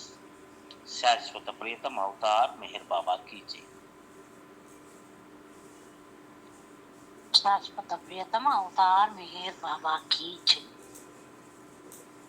అనంత సర్వములో విలాసం ఉప్పొంగిన క్షణంలో సృష్టి బిందు స్థానం లేక ఓం బిందు స్థానం అత్యంత పరిమిత సర్వంగా ప్రకటితమైంది. అనంత శూన్యం అనంత సర్వములో అంతర్లీనమై ఉండేది. కానీ విలాసం ఉప్పొంగగానే అనంత శూన్యం అత్యంత పరిమిత సర్వం అయిన ఓం బిందు స్థానం ద్వారా ప్రకటితమయ్యింది. ఆ విధంగా అత్యంత పరిమిత సర్వం ద్వారా అనంత శూన్యం క్రమంగా బయటకు త్రోయబడి అంతు లేకుండా విస్తరించేలా తనను తాను ప్రకటితం చేసుకుంటుంది. అంతర్లీనమై ఉన్న శూన్యం యొక్క విక్షేపం మరియు శూన్యత్వం యొక్క ప్రకటీకరణంతో పాటుగా ఏకకాలంలో భగవంతుడు ఉన్నాడు అనే స్థితి యొక్క అనంత తత్వంలో శూన్యంగా అంతర్లీనమై ఉన్న చైతన్యము కూడా విక్షేపం చెందబడి క్రమంగా భగవంతుని చైతన్యంగా తనకు తాను ప్రకటితమయ్యింది. మరియు సర్వం అయిన తన స్థితి నుండి శూన్యత్వంగా బయటకు విక్షేపం చెంది అన్నిటికీ తానే సృష్టికర్త అయిన భగవంతుడును అని భగవంతుడు అనుభవాన్ని పొందేలా చేసింది. శాశ్వత ప్రియతమ అవతార్ మెహర్ బాబా కీ జై. సో ఇక్కడ ఏం జరిగింది మనకి ఇప్పుడు ఒక చార్ట్కి కనెక్ట్ చేసుకుందామండి. సో చార్ట్లో పరబ్రహ్మ స్థితిలో ఉన్నటువంటి ఆ ఆది మూల స్థితిలో ఉన్నటువంటి భగవంతుడు ఆ ఒరిజినల్ విమ్ ఎప్పుడైతే అది ప్రొజెక్ట్ చేయబడిందో అంటే ప్రకటితమైనప్పుడు ఏం జరిగింది అంటే మాట మనకి అవుతాడు చెప్తున్నాడు. ఈ యొక్క అనంత సర్వస్వంలో విలాసం ఉప్పొంగిన క్షణంలో సృష్టి బిందుస్థానం లేక ఓం బిందుస్థానము అత్యంత పరిమిత సర్వంగా ప్రకటితమైంది. సో ఎలా ప్రకటితమైంది అన్నప్పుడు నిజానికి భగవంతుడు ఎలాంటి వాడు అన్నప్పుడు ఆయన ఇన్ఫినిట్ ఎవ్రీథింగ్. ప్రస్తుతానికి ఇది గుర్తుపెట్టుకుందామండి, దీన్ని క్యారీ చేద్దాం. ఎందుకంటే ముందు కూడా ఈ రెండు పదాలను ఎక్కువ అవుతాడు. సో భగవంతుడు సంబంధించినంత ఎవరు అన్నప్పుడు అనంతమైన సర్వస్వము భగవంతుడు. అటువంటి అనంతమైన సర్వస్వమైనటువంటి భగవంతుడి నుంచి ప్రకటితమయ్యే సృష్టి ఏదైతే ఉందో అది అత్యంత పరిమితమైన సర్వస్వం. ఈ రెండు అర్థం కావాలి. అంటే ఈ సృష్టి అనేది ఆవిర్భవించినప్పుడు ఈ యొక్క బిందు రూపంలో ఉన్నటువంటి ఆత్మ ఎలా వస్తుంది, ఇంకా డ్రాప్ సోల్ అనే పదం వాడలేదండి అవుతాడు. ఇక్కడ డ్రాప్ అంటేనే డ్రాప్ సోల్, పరిమితమైనటువంటి ఆత్మే అంటే బిందువు ఆత్మ. ఎందుకంటే ఉండేది మూడు ఆత్మలు. ఎందుకంటే ద్వంద్వంలో ఉన్నంత వరకు ఏకత్వాన్ని పొందనంత వరకు, నిజానికి ఏకత్వాన్ని పొందాక మూడు కాదు ఉండదు ఒక్క ఆత్మే, ఒకే పరమాత్ముడు ఒక్కడే ఉండేది. కానీ ఈ ద్వంద్వం నుంచి నువ్వు ఏకత్వాన్ని వైపు ప్రయాణం చేసేటువంటి క్షణంలో మాత్రమే అవగాహన కోసం మాత్రమే చెప్తాడు అవుతాడు. ఎందుకంటే చార్ట్ నెంబర్ 9లో మనకి 3 రకాలుగా ఆత్మలుగా కనిపించినా కూడా ఉన్నది పరమాత్మయే. ఎందుకంటే సృష్టిని సృష్టించినటువంటి ఆ పరమాత్ముడే గురువాత్మ రూపంలో సమస్త ప్రాణకోటితో సత్సంబంధంగా అత్యంత సన్నిహితంగా ఉంటాడు ఆ గురువాత్మ రూపంలో. కానీ అక్కడ తనకు తాను యొక్క ఎరుక లేదు కాబట్టి, సో ఎరుక లేని దైవత్వంగా ఉన్నటువంటి ఆత్మ ఎవరు అంటే బిందువాత్మ. కాబట్టి పరమాత్మ, గురువాత్మ, బిందువాత్మ ఉండేది 3 రకాలు కనిపిస్తుంది. అంటే ద్వంద్వంలో భాగం కాబట్టి నువ్వు ద్వంద్వం నుంచి బయటపడి నువ్వు ఏకత్వం అనే స్థితికి వచ్చేసాక మాత్రం ఉన్నది ఒక పరమాత్ముడు ఒకడే తెలుస్తుంది. అది అనుభవపూర్వకంగా వచ్చేసరికి. కానీ నీకు అర్థం కావాలి కాబట్టి ఒక ద్వంద్వంలో ఉన్నావు కాబట్టి ఆ ద్వంద్వ భాషలో చెప్తాడు అవుతాడు. అందుకే మనకి 3 రకాలుగా కనిపిస్తుంది, కానీ ఉన్నది మాత్రము ఒక్కటే. ఉన్నది ఎవరు? ఇన్ఫినిట్ ఎవ్రీథింగ్ అనేటువంటి పరమాత్ముడు ఒక్కడే. సో ఇలా వచ్చినప్పుడు ఏం జరుగుతోంది, ఎలా ప్రకటితమైంది? పరిమితమైనటువంటి సర్వస్వంగా ప్రకటితమైంది. కాబట్టి అనంత శూన్యము అనంత సర్వస్వంలో అంతర్లీనమై ఉండేది. అంటే అర్థం ఏంటి ఇక్కడ ఉన్నటువంటి ఏదైతే ఇప్పుడు సర్వస్వము, ఇప్పుడు నథింగ్ అంటున్నాడు అవుతాడు. ఇది ఎటువంటి నథింగ్? Infinite nothing. అంటే ఇన్ఫినిట్ నథింగ్ అని చెప్పినప్పుడు వెంటనే కనెక్ట్ అవ్వాల్సింది ఎవరికి అన్నప్పుడు మాయకి. అక్కడ ఏం చెప్పాడు అవుతాడు అంటే అక్కడ ఆ చార్ట్ని మనం కనెక్ట్ చేసుకుంటే అక్కడ ఏమన్నాడు, ది ఒరిజినల్ రియల్ నథింగ్ అన్నాడు. అక్కడ రెండు ఒకటేనండి, కొంచెం కనెక్ట్ చేసుకుంటే ఒకటే. అందుకే ఏమంటున్నాడు అవుతాడు, మాయా భ్రాంతి వేరు వేరు ఒకటి కాదు. ఎందుకంటే భ్రాంతి అబద్ధమైనదే తప్ప మాయ అబద్ధమైంది కాదు, అది నిజంలో భాగం అన్నాడు అవుతాడు. కాబట్టి అక్కడ వచ్చేసరికి ఏమంటున్నాడు, మాయావికి ఏం పేరు పెట్టాడు, అక్కడ ఒరిజినల్ రియల్ ఎవ్రీథింగ్ అని పెట్టాడు. ఇక్కడికి వచ్చేసరికి ఏమంటున్నాడు, ఇన్ఫినిట్ ఎవ్రీథింగ్ అంటున్నాడు అవుతాడు. ఇక్కడికి వచ్చేసరికి ఏమంటున్నాడు అంటే ఇన్ఫినిట్ ఎవ్రీథింగ్ అని ఇక్కడ అంటున్నాడు అవుతాడు. అక్కడికి వెళ్ళేసరికి ఏమంటున్నాడు, ఒరిజినల్ రియల్ ఎవ్రీథింగ్ అంటున్నాడు. అంటే ఆది మూల వాస్తవమైన సర్వస్వం అక్కడ. అదేవిధంగా అక్కడి నుంచి ఏం ఉద్భవించింది, ఒరిజినల్ రియల్ నథింగ్ అనేటువంటి మాయ ఉద్భవించింది. ఇక్కడ అయ్యేసరికి ఏమంటున్నాడు అవుతాడు, అనంతమైనటువంటి నథింగ్. అంటే అర్థం ఏంటి, ఇన్ఫినిట్ నథింగ్ అంటున్నాడు అవుతాడు. అంటే నథింగ్గా కనిపించినా కూడా మాయ, అందులో కూడా ఇన్ఫినిట్ ఉంది, అందులో కూడా అనంతం అనేది ఉంది.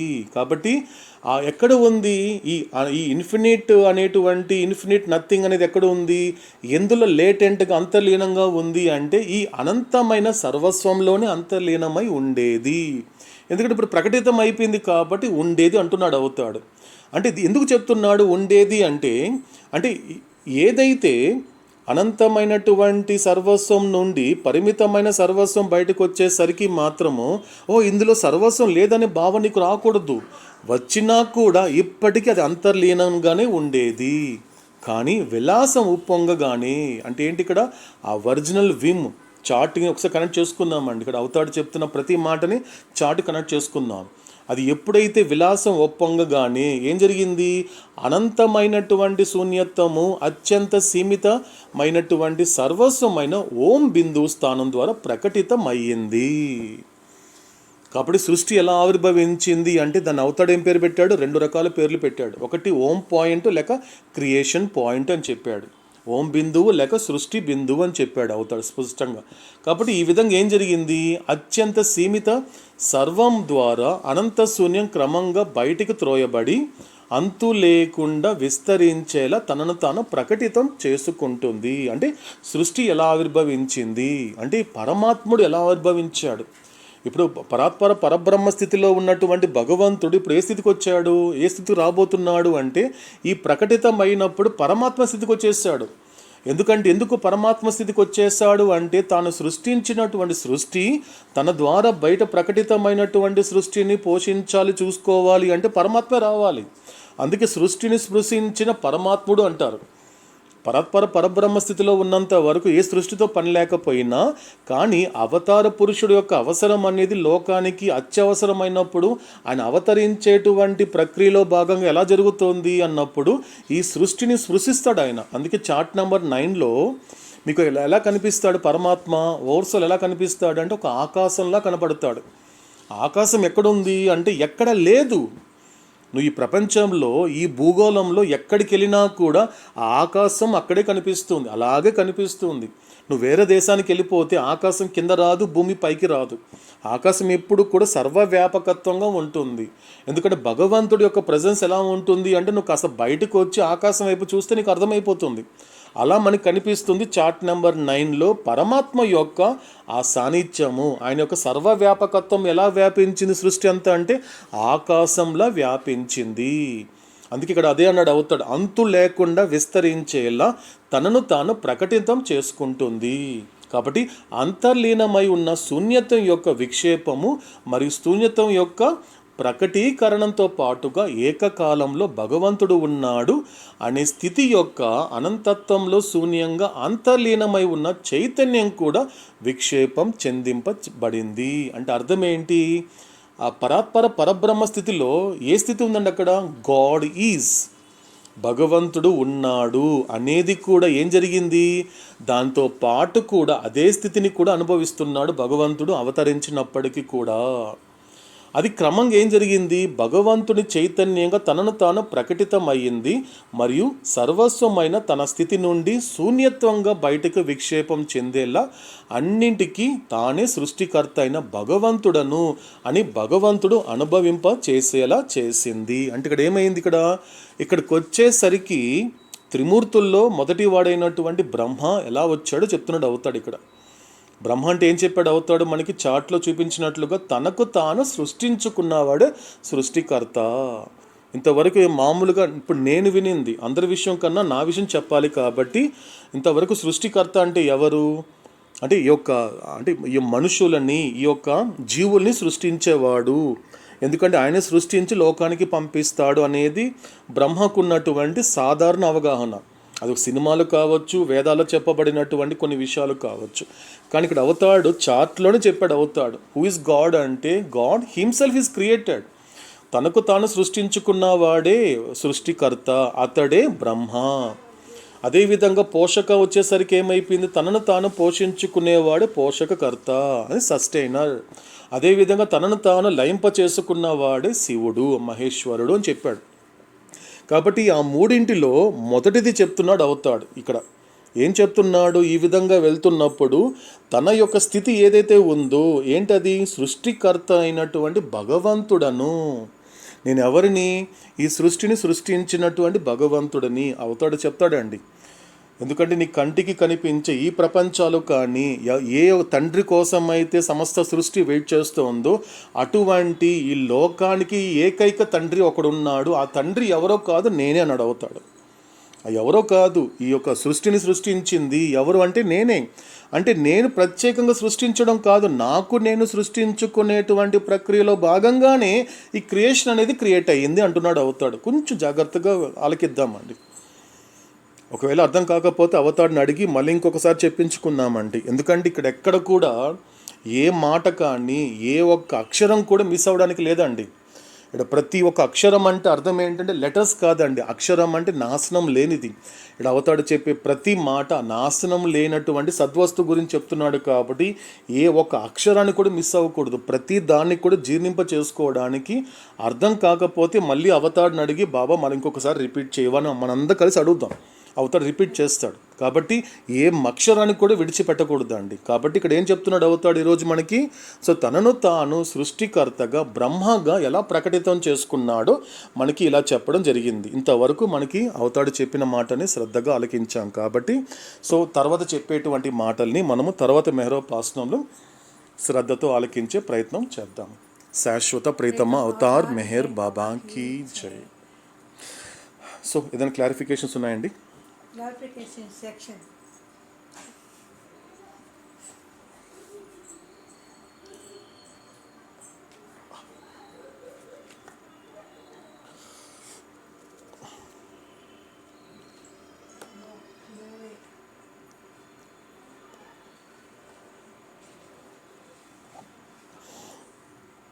ఓకేనండి. సో క్లారిఫికేషన్ లేకపోతే సో మనకి కొంచెం టైం ఉంది కాబట్టి మన బాబాని కొన్ని బాబా చెప్పిన మాటల్ని ఇంకొక తర్వాత కూడా కంటిన్యూ చేద్దామండి. సో మన క్లారిఫికేషన్ లేదు కాబట్టి మనకు బాబా సమయం ఇచ్చాడు కాబట్టి సో తర్వాత అవతాడు చెప్పినటువంటి మాటల్ని మనము దర్శిని మరియు అరుణ ద్వారా ఆలకిద్దామండి.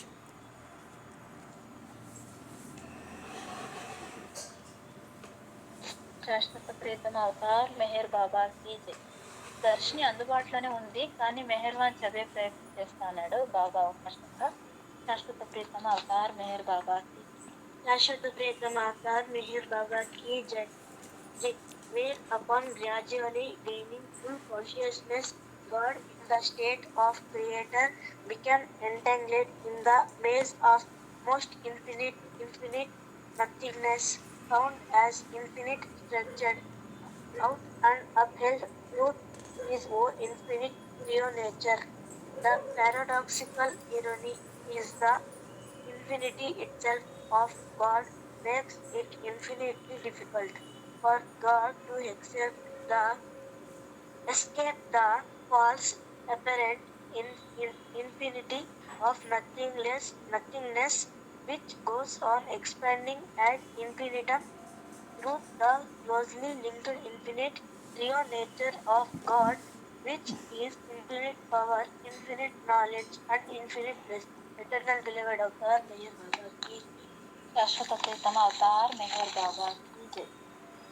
ఆ పైన క్రమంగా పూర్తి చైతన్యాన్ని పొందుతూ సృష్టికర్త స్థితిలో భగవంతుడు తన స్వీయ అనంత లక్షణాత్రయం ద్వారా విస్తరింపబడుతూ గట్టిగా మాట్లాడమ్మా, గట్టిగా మాట్లాడు. సరే అమ్మమ్మ. శాశ్వత ప్రీతం అవతార్ మెహర్ బాబా కీ జై. ఆ పైన క్రమంగా పూర్తి చైతన్యాన్ని పొందుతూ సృష్టికర్త స్థితిలో భగవంతుడు తన స్వీయ అనంత లక్షణత్రయం ద్వారా విస్తరింపబడుతూ పోషింపబడుతూ అనంతముగా ఉన్నట్లు కనిపించిన అత్యంత పరిమిత శూన్యత్వం యొక్క చిక్కుల్లో చిక్కుకున్నాడు. అసంబంధమైన వ్యంగ్యం ఏమిటంటే శూన్యత్వం యొక్క అసత్యమైన పైకి కనిపించే అనంతత నుండి భగవంతుడు తప్పించుకోవడం అనంతముగా కఠినమయ్యేలా చేసింది. భగవంతుని యొక్క అనంతతయే భగవంతుని లక్షణత్రయమైన అనంత శక్తి, అనంత జ్ఞానం, అనంత ఆనందాలతో సన్నిహితముగా సంబంధం కలిగి ఉండడం ద్వారా శూన్యత్వం అంతు లేకుండా విస్తరిస్తుంది.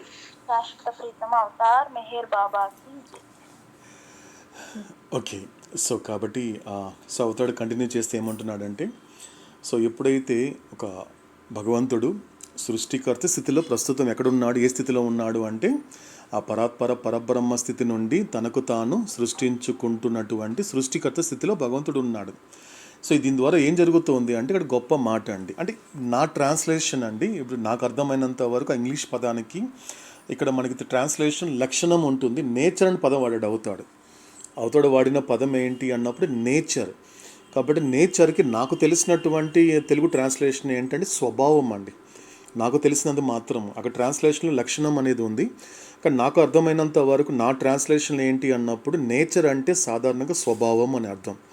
కాబట్టి స్వభావం అనే పదమే నేను వాడుతున్నాను, నేను రాసుకున్నాను, నా వరకు నేను ఆ ట్రాన్స్లేషన్లో చూసుకున్నాను. కాబట్టి ఇక్కడ ఏం చెప్తున్నాడంటే అవుతాడు అక్కడ ఉన్నప్పుడు తన యొక్క అనంతమైనటువంటి ఈ యొక్క స్వభావత్రయము అంటారు, 3 రకాల స్వభావాల గురించి చెప్తున్నాడు అవుతాడు.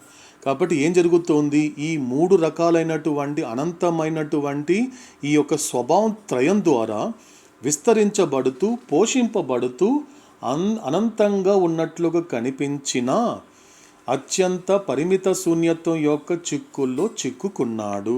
అయిపోయిందండి. భగవంతుడు అపరిమితమైనటువంటి భగవంతుడు ఎక్కడ పరిమితం అయ్యాడు అంటే అవతాడు ఎప్పుడు ఒక మాట అంటూ ఉంటాడు, మెహర్ బాబాలో అవతార్ మెహర్ బాబాలో ఉన్న భగవంతుడు స్వేచ్ఛగా ఉన్నాడు. నాతో నేను కనెక్ట్ చేసుకుంటూ ఇప్పుడు నాకు చెప్తున్నాను అనుకుందాం. హరిప్రసాద్లో ఉన్నటువంటి అవతార్ మెహర్ బాబా మాత్రము బంధనంలో ఉన్నాడు అంటాడు. 2 రకాలు ఉంది. ఎందుకంటే అవతార్ మెహర్ బాబాలో ఉన్న భగవంతుడు మాత్రము స్వేచ్ఛాపరుడుగా ఉన్నాడు. కానీ హరిప్రసాద్లో ఉన్నటువంటి అవతార్ మెహర్ బాబా అనేటువంటి భగవంతుడు బంధనంలో చిక్కుల్లో ఉన్నాడు. కారణం ఏంటి? ఈ బిందు వలన, అజ్ఞానపు బొడగ వలన ఇక్కడ చెప్తున్నాడు అవుతాడు. అంటే అర్థం ఏంటి? అనంతమైనటువంటి వాడు అనంతమైనటువంటి సర్వస్వంగా ఉన్నప్పటికీ కూడా ఎప్పుడైతే పరిమితమైన సర్వస్వంలోకి వచ్చేసరికి ఏం జరుగుతోంది, సృష్టికర్త అయినప్పటికీ కూడా ఏమవుతున్నాడు, ఆయన కూడా చిక్కుల్లో ఇరుక్కుంటున్నాడు. అందుకే చిక్కుల్లో ఉన్నాడు. కాబట్టి జీవుల్లో ఉన్నటువంటి తనను తాను ఎలా చెప్పుకున్నాడు మెహర్ బాబా? అన్కాన్షియస్ డివినిటీ అన్నాడు, ఎరుక లేని దైవత్వం అన్నాడు. అంటే అర్థం ఏంటి? హరిప్రసాద్లో ఉన్న భగవంతుడు ఎలా ఉన్నాడు? ఎరుక లేని దైవత్వంగా ఉన్నాడు. అవతార్ మెహర్ బాబాలో ఉన్న భగవంతుడు ఎలా ఉన్నాడు? ఎరుకతో కూడిన భగవంతుడిగా ఉన్నాడు. అంటే అర్థం ఏంటి? ఇక్కడ ఎవరిలో చిక్కుకున్నాడు? నాలో చిక్కుకుని ఉన్నాడు. ఆయన మాత్రము అనంతమైన సర్వస్వమే, కానీ నేను మాత్రము పరిమితమైన సర్వస్వంగా ఉన్నాను. కాబట్టి అందుకే భగవంతుడు అలా చిక్కుకున్నాడు అన్నాడు అవుతాడు ఈ మాటలు. సో ఇలాంటిది ఈ పదం కొంచెం అర్థం కావాలండి. భగవంతుడి యొక్క స్వభావ త్రయం ఏంటో మనకు చెప్తున్నాడు అవుతాడు. సో ఎంత చెప్పినా కూడా ఏం జరుగుతోంది ఇక్కడ? కాబట్టి భగవంతుడి యొక్క ఈ యొక్క స్వభావ త్రయమైనటువంటిది ఏంటి అంటే మనకి 3 చెప్పాడు అవుతాడు. ఏంటది? అనంతమైనటువంటి శక్తి, అనంతమైన జ్ఞానం, అనంతమైన ఆనందము. కాబట్టి భగవంతుడి యొక్క స్వభావ త్రయం ఏంటి అన్నప్పుడు ఈ 3 రకాల స్వభావాలు ఆయనకున్నాయి. ఏంటది? ఆయనకున్నటువంటి శక్తి అనంతమైనది, ఆయనకున్న జ్ఞానము అనంతమైనది, ఆయన అనుభవించేటువంటి ఆనందము కూడా అనంతంగా ఉంది. ఇది ఎలా ఉంది? సన్నిహితంగా సంబంధం కలిగి ఉండడం ద్వారా శూన్యత్వము అంతు లేకుండా విస్తరిస్తోంది. అన్నీ ఆయనలో ఉన్నాయి. అనేమి సామాన్యుడేం కాదు భగవంతుడు. ఇటువంటి స్వభావం కలిగి ఉన్నప్పటికీ కూడా ఏమవుతోంది, తనకు తాను చిక్కుకొని ఉన్నాడు. కాబట్టి అసంభవమైనటువంటి వ్యంగ్యము, ఇక్కడ ఏమంటున్నాడు అవుతాడు, ఇక్కడ ఒక వ్యంగ్యంతో పోలుస్తున్నాడు. వ్యంగ్యం ఏంటి అంటే పైకి కనిపించే ఈ అసత్యమైన అనంతత్వం అనే ఈ శూన్యత్వం నుండి భగవంతుడు తప్పించుకోవడాన్ని అనంతంగా కఠినమయ్యేలా చేసేది భగవంతుడి యొక్క అనంతత్వమే. కాబట్టి అవతాడు ఒక మాట అంటుంటాడండి. అవుతాడు, నేను సంతోషపడినా అనంతంగా ఉంటుంది, నేను బాధపడినా కూడా అనంతంగానే ఉంటుంది అంటాడు అవుతాడు. నేను ఏది అనుభవించినా, నేను ఏ స్థితిని కూడా అనుభవించినా కూడా అది అనంతంగానే ఉంటుంది. ఒకవేళ నీ అజ్ఞానం చేత బాధపడుతున్నాను అంటే ఆ బాధ అనంతంగా ఉంటుంది. నీ ద్వారా నేను సంతోషపడుతున్నాను, నువ్వు నేను చెప్పినట్లు జీవితం గడుపుతూ ఉంటే, నేను చెప్పినట్లు నువ్వు ఆలోచిస్తూ ఉంటే, నేను చెప్పిన విధంగా నువ్వు మాట్లాడుతూ ఉంటే, నేను చెప్పిన విధంగా నువ్వు ఆ కర్మలు చేసుకుంటూ నన్ను సంతోషపెట్టేలా నీ జీవితం గడపగలిగితే అటువంటి సంతోషం కూడా నేను అనంతంగానే అనుభవిస్తానన్నాడు అవుతాడు. కాబట్టి నీకు తెలిసినా తెలియకపోయినా నా ప్రతి స్థితి కూడా ఇన్ఫినిట్గా ఉంటుంది అంటున్నాడు అవుతాడు. కాబట్టి ఎందుకు అలా ఉంటుంది, ప్రతిదీ ఎందుకు అనంతంగా ఉంటుంది? అవతారుడు కానీ భగవంతుడు కానీ ఏది అనుభవించినా అనంతంగా ఎందుకు ఉంటుంది అంటే కారణము ఈ యొక్క భగవంతుడి యొక్క స్వభావత్రయము. ఎందుకంటే మనకి ఈ మూడిటిని గురించి కాస్త స్మరించుకుంటే ఏం గుర్తొస్తుందండి మనకి? అనంతమైన శక్తి, అనంతమైన జ్ఞానం, అనంతమైన ఆనందం అనేటువంటి మాట అవతాడు చెబుతున్నప్పుడు మనం కొంచెం స్మరించుకుంటే, కాస్త రివిజన్ చేసుకుంటే మనకి వెంటనే గుర్తొచ్చి వెంటనే గుర్తించాల్సిన మాట ఏంటండి? అనంత చైతన్యం అని అవతార పురుషుడు. అనంత చైతన్యం అవతార పురుషుడు. ఓకే, ఇంకా ఈ మూడు కనెక్ట్ అయ్యే మాట ఏంటి? అనంతమైన శక్తి, అనంతమైన జ్ఞానం, అనంతమైన ఆనందం అని చెప్పినప్పుడు మనం కనెక్ట్ చేసుకోవాల్సినటువంటి గతంలో అవతాడు చెప్పిన అతి ముఖ్యమైన మాట ఏంటి? ఎస్ ఎస్ సులోచనం గారు చెప్పమ్మా.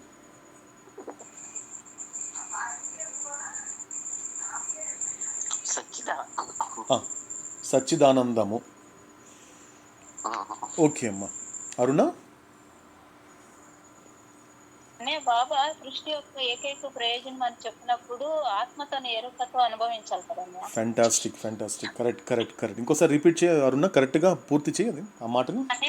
పరమాత్మని యొక్క అనంతమైన శక్తి, అనంతమైన జ్ఞానము, అనంతమైన ఆనందాలను ఆత్మ తన ఎరుకతో అనుభవించినప్పుడే సృష్టి యొక్క ఏకైక ప్రయోజనం.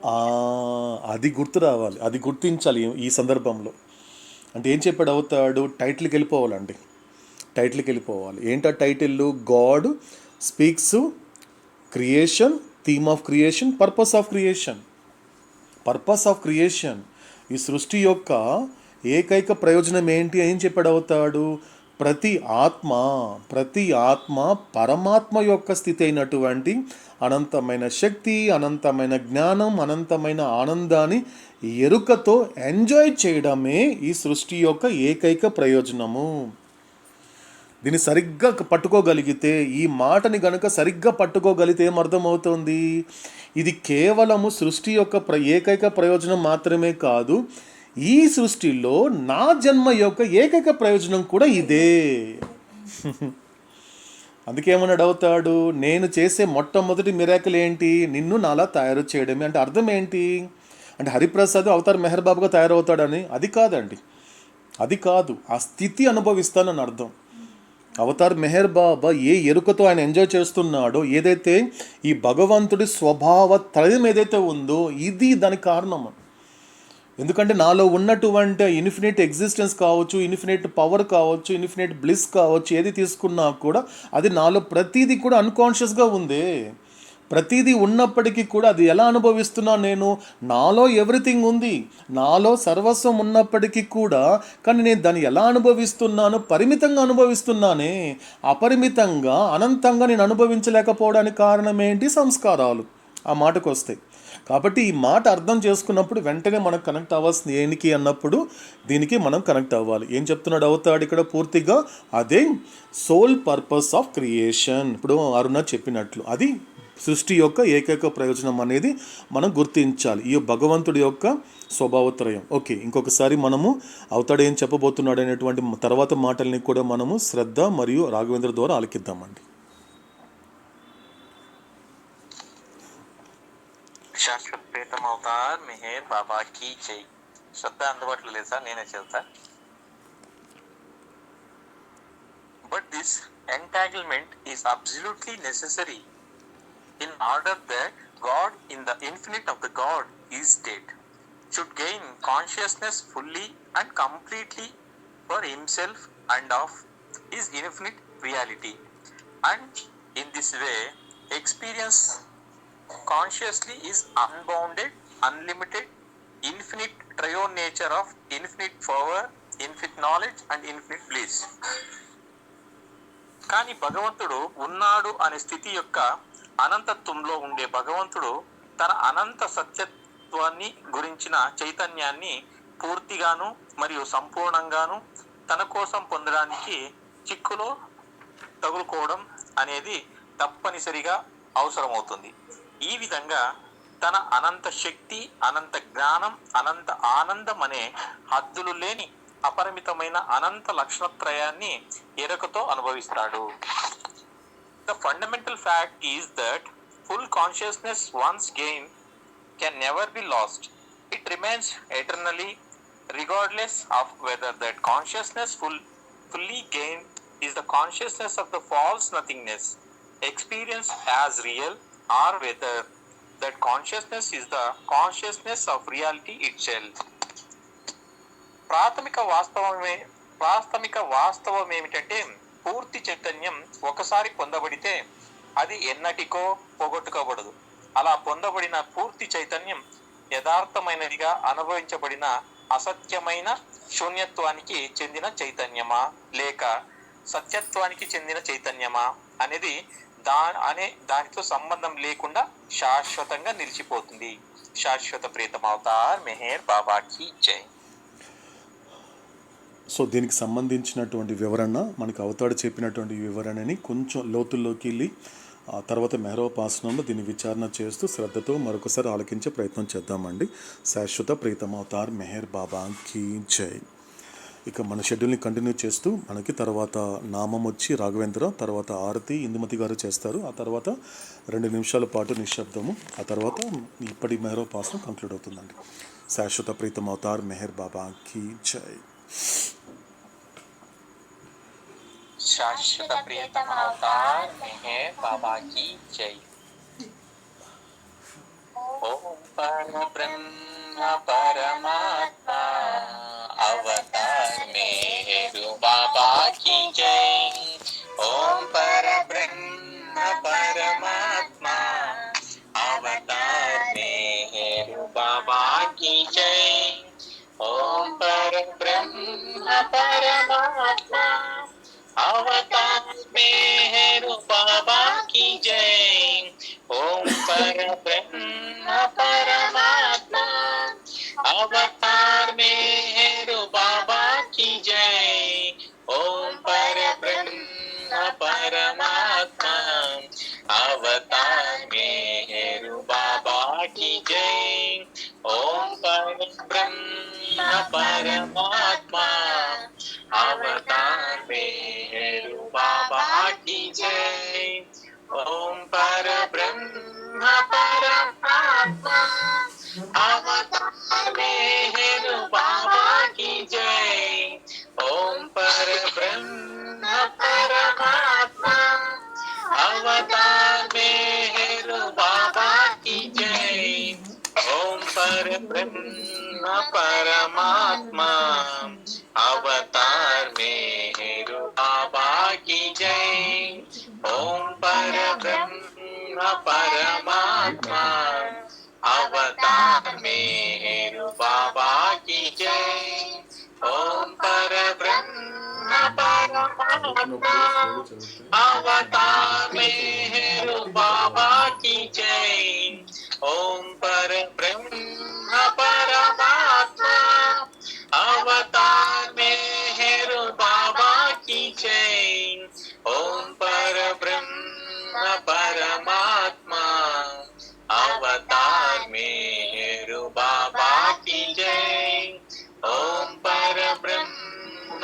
परमात्मा अवतार मेहर बाबा की जय। ओम पर ब्रह्म परमात्मा अवतार मेहर बाबा की जय। ओम पर ब्रह्म परमात्मा अवतार मेहर बाबा की जय। ओम पर ब्रह्म परमात्मा अवतार मेहर बाबा की जय। ओम पर ब्रह्म परमात्मा अवतार मेहर बाबा की जय। ओम पर ब्रह्म परमात्मा अवतार मेहर बाबा की जय। ओम पर ब्रह्म परमात्मा अवतार मेहर बाबा की जय। ओम पर ब्रह्म परमात्मा अवतार मेहर बाबा की जय। ओम पर ब्रह्म परमात्मा अवतार मेहर बाबा की जय। ओम पर ब्रह्म परमात्मा अवतार मेहर बाबा की जय। ओम पर ब्रह्म परमात्मा अवतार मेहर बाबा की जय। ओम पर ब्रह्म परमात्मा अवतार मेहर बाबा की जय। ओम पर ब्रह्म परमात्मा अवतार मेहर बाबा की जय। ओम पर ब्रह्म परमात्मा अवतार मेहर बाबा की जय। ओम पर ब्रह्म परमात्मा अवतार मेहर बाबा की जय। ओम पर ब्रह्म परमात्मा अवतार मेहर बाबा की जय। ओम पर ब्रह्म परमात्मा अवतार मेहर बाबा की जय। ओम पर ब्रह्म परमात्मा अवतार मेहर बाबा की जय। ओम पर ब्रह्म परमात्मा अवतार मेहर बाबा की जय। शाश्वत प्रियतम अवतार मेहर बाबा की जय। अवतार मेहर बाबा की जय। बुझावे नारज हलतनी के कर खुद रतन फरमातु चलागी आस भक्तों ने की बख्शे नूर मातु आयामो शोक मेहर बाबा शरण पर तुष्ण धरिए सर कुदाना जाति तीव के फताई बे तो मेहर बातू तुझे माँ लिख हकीकत नो तू आशिक बीन यारे पी तुझे धरी या वहदत हारे फतनो हो ये तू फातू अमोर है रवना ऐसा लेख बकशे ज्ञान ये जदनो के तो पर महात्मा ज्ञानी चने मुक्तार इरफातु खुदाना प्रेमनो प्यालो पिलावी मस्त हमने कर चे तुझ पर जान सदके साकी हृदय पयमा तू हमारी नाव भर दरिए तरावे तो हमें तरिए हमारा ना खुदा है मेहर बाबा चेनिगे बातू हमारा ना खुदा है मेहर बाबा चेनिगे बातू बुझावे नारज हलतनी ये कर कुद रतन फरमातू चलागी आस भक्तो एक बख्शे नूरई मातू एटर्नल बिलवेड अवतार मेहर बाबा की जय जय मेहर बाबा ఇప్పుడు 2 నిమిషాల పాటు నిశ్శబ్దాన్ని పాటిద్దాం. శాశ్వత ప్రియతమ అవతార్ మెహర్ బాబాకి జై.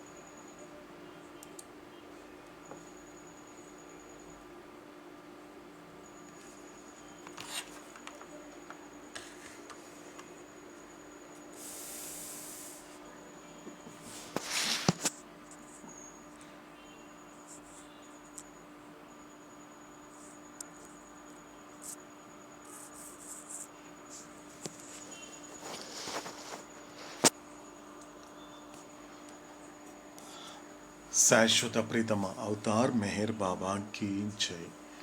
ఇదండి ఇప్పటి మెహరోపాసనము. తర్వాత ముందు ముందు అవతాడు చెప్పబోయేటువంటి అమోఘమైన అద్భుతమైనటువంటి మాటల్ని శ్రద్ధతో ఆలకిస్తూ ఆ వాక్యాలకి ఆధీనమవుతూ ఎరుకతో నిత్యంగా నిరంతరాయంగా ఈ మెహరోపాసనమును కొనసాగిస్తూ సహకరించని స్థూల సంస్కారాలని సహకరింప చేసుకోవాలి. తర్వాత మెహరోపాసనంలో తిరిగి కలుసుకునేంత వరకు ఓ అవతార పురుషుడా, లోకమును కాకుండా నిన్ను అర్థం చేసుకునేలా, లోక సంకల్పమును కాకుండా నీ సంకల్పమును అర్థం చేసుకునేలా నన్ను మలుచు. శాశ్వత ప్రియతమ అవతార్ మెహర్ బాబా కీ జై. శాశ్వత ప్రియతమ అవతార్ మెహర్ బాబా కీ జై. అందరికీ జై మెహర్ బాబా జై. Eternal beloved Avatar Meher Baba ki jai. Avatar Meher Baba కి జై. అందరికీ జై బాబా. శాశ్వత ప్రియతమ అవతార్ మెహర్ బాబా కీ జై. అందరికీ జై మెహర్ బాబా.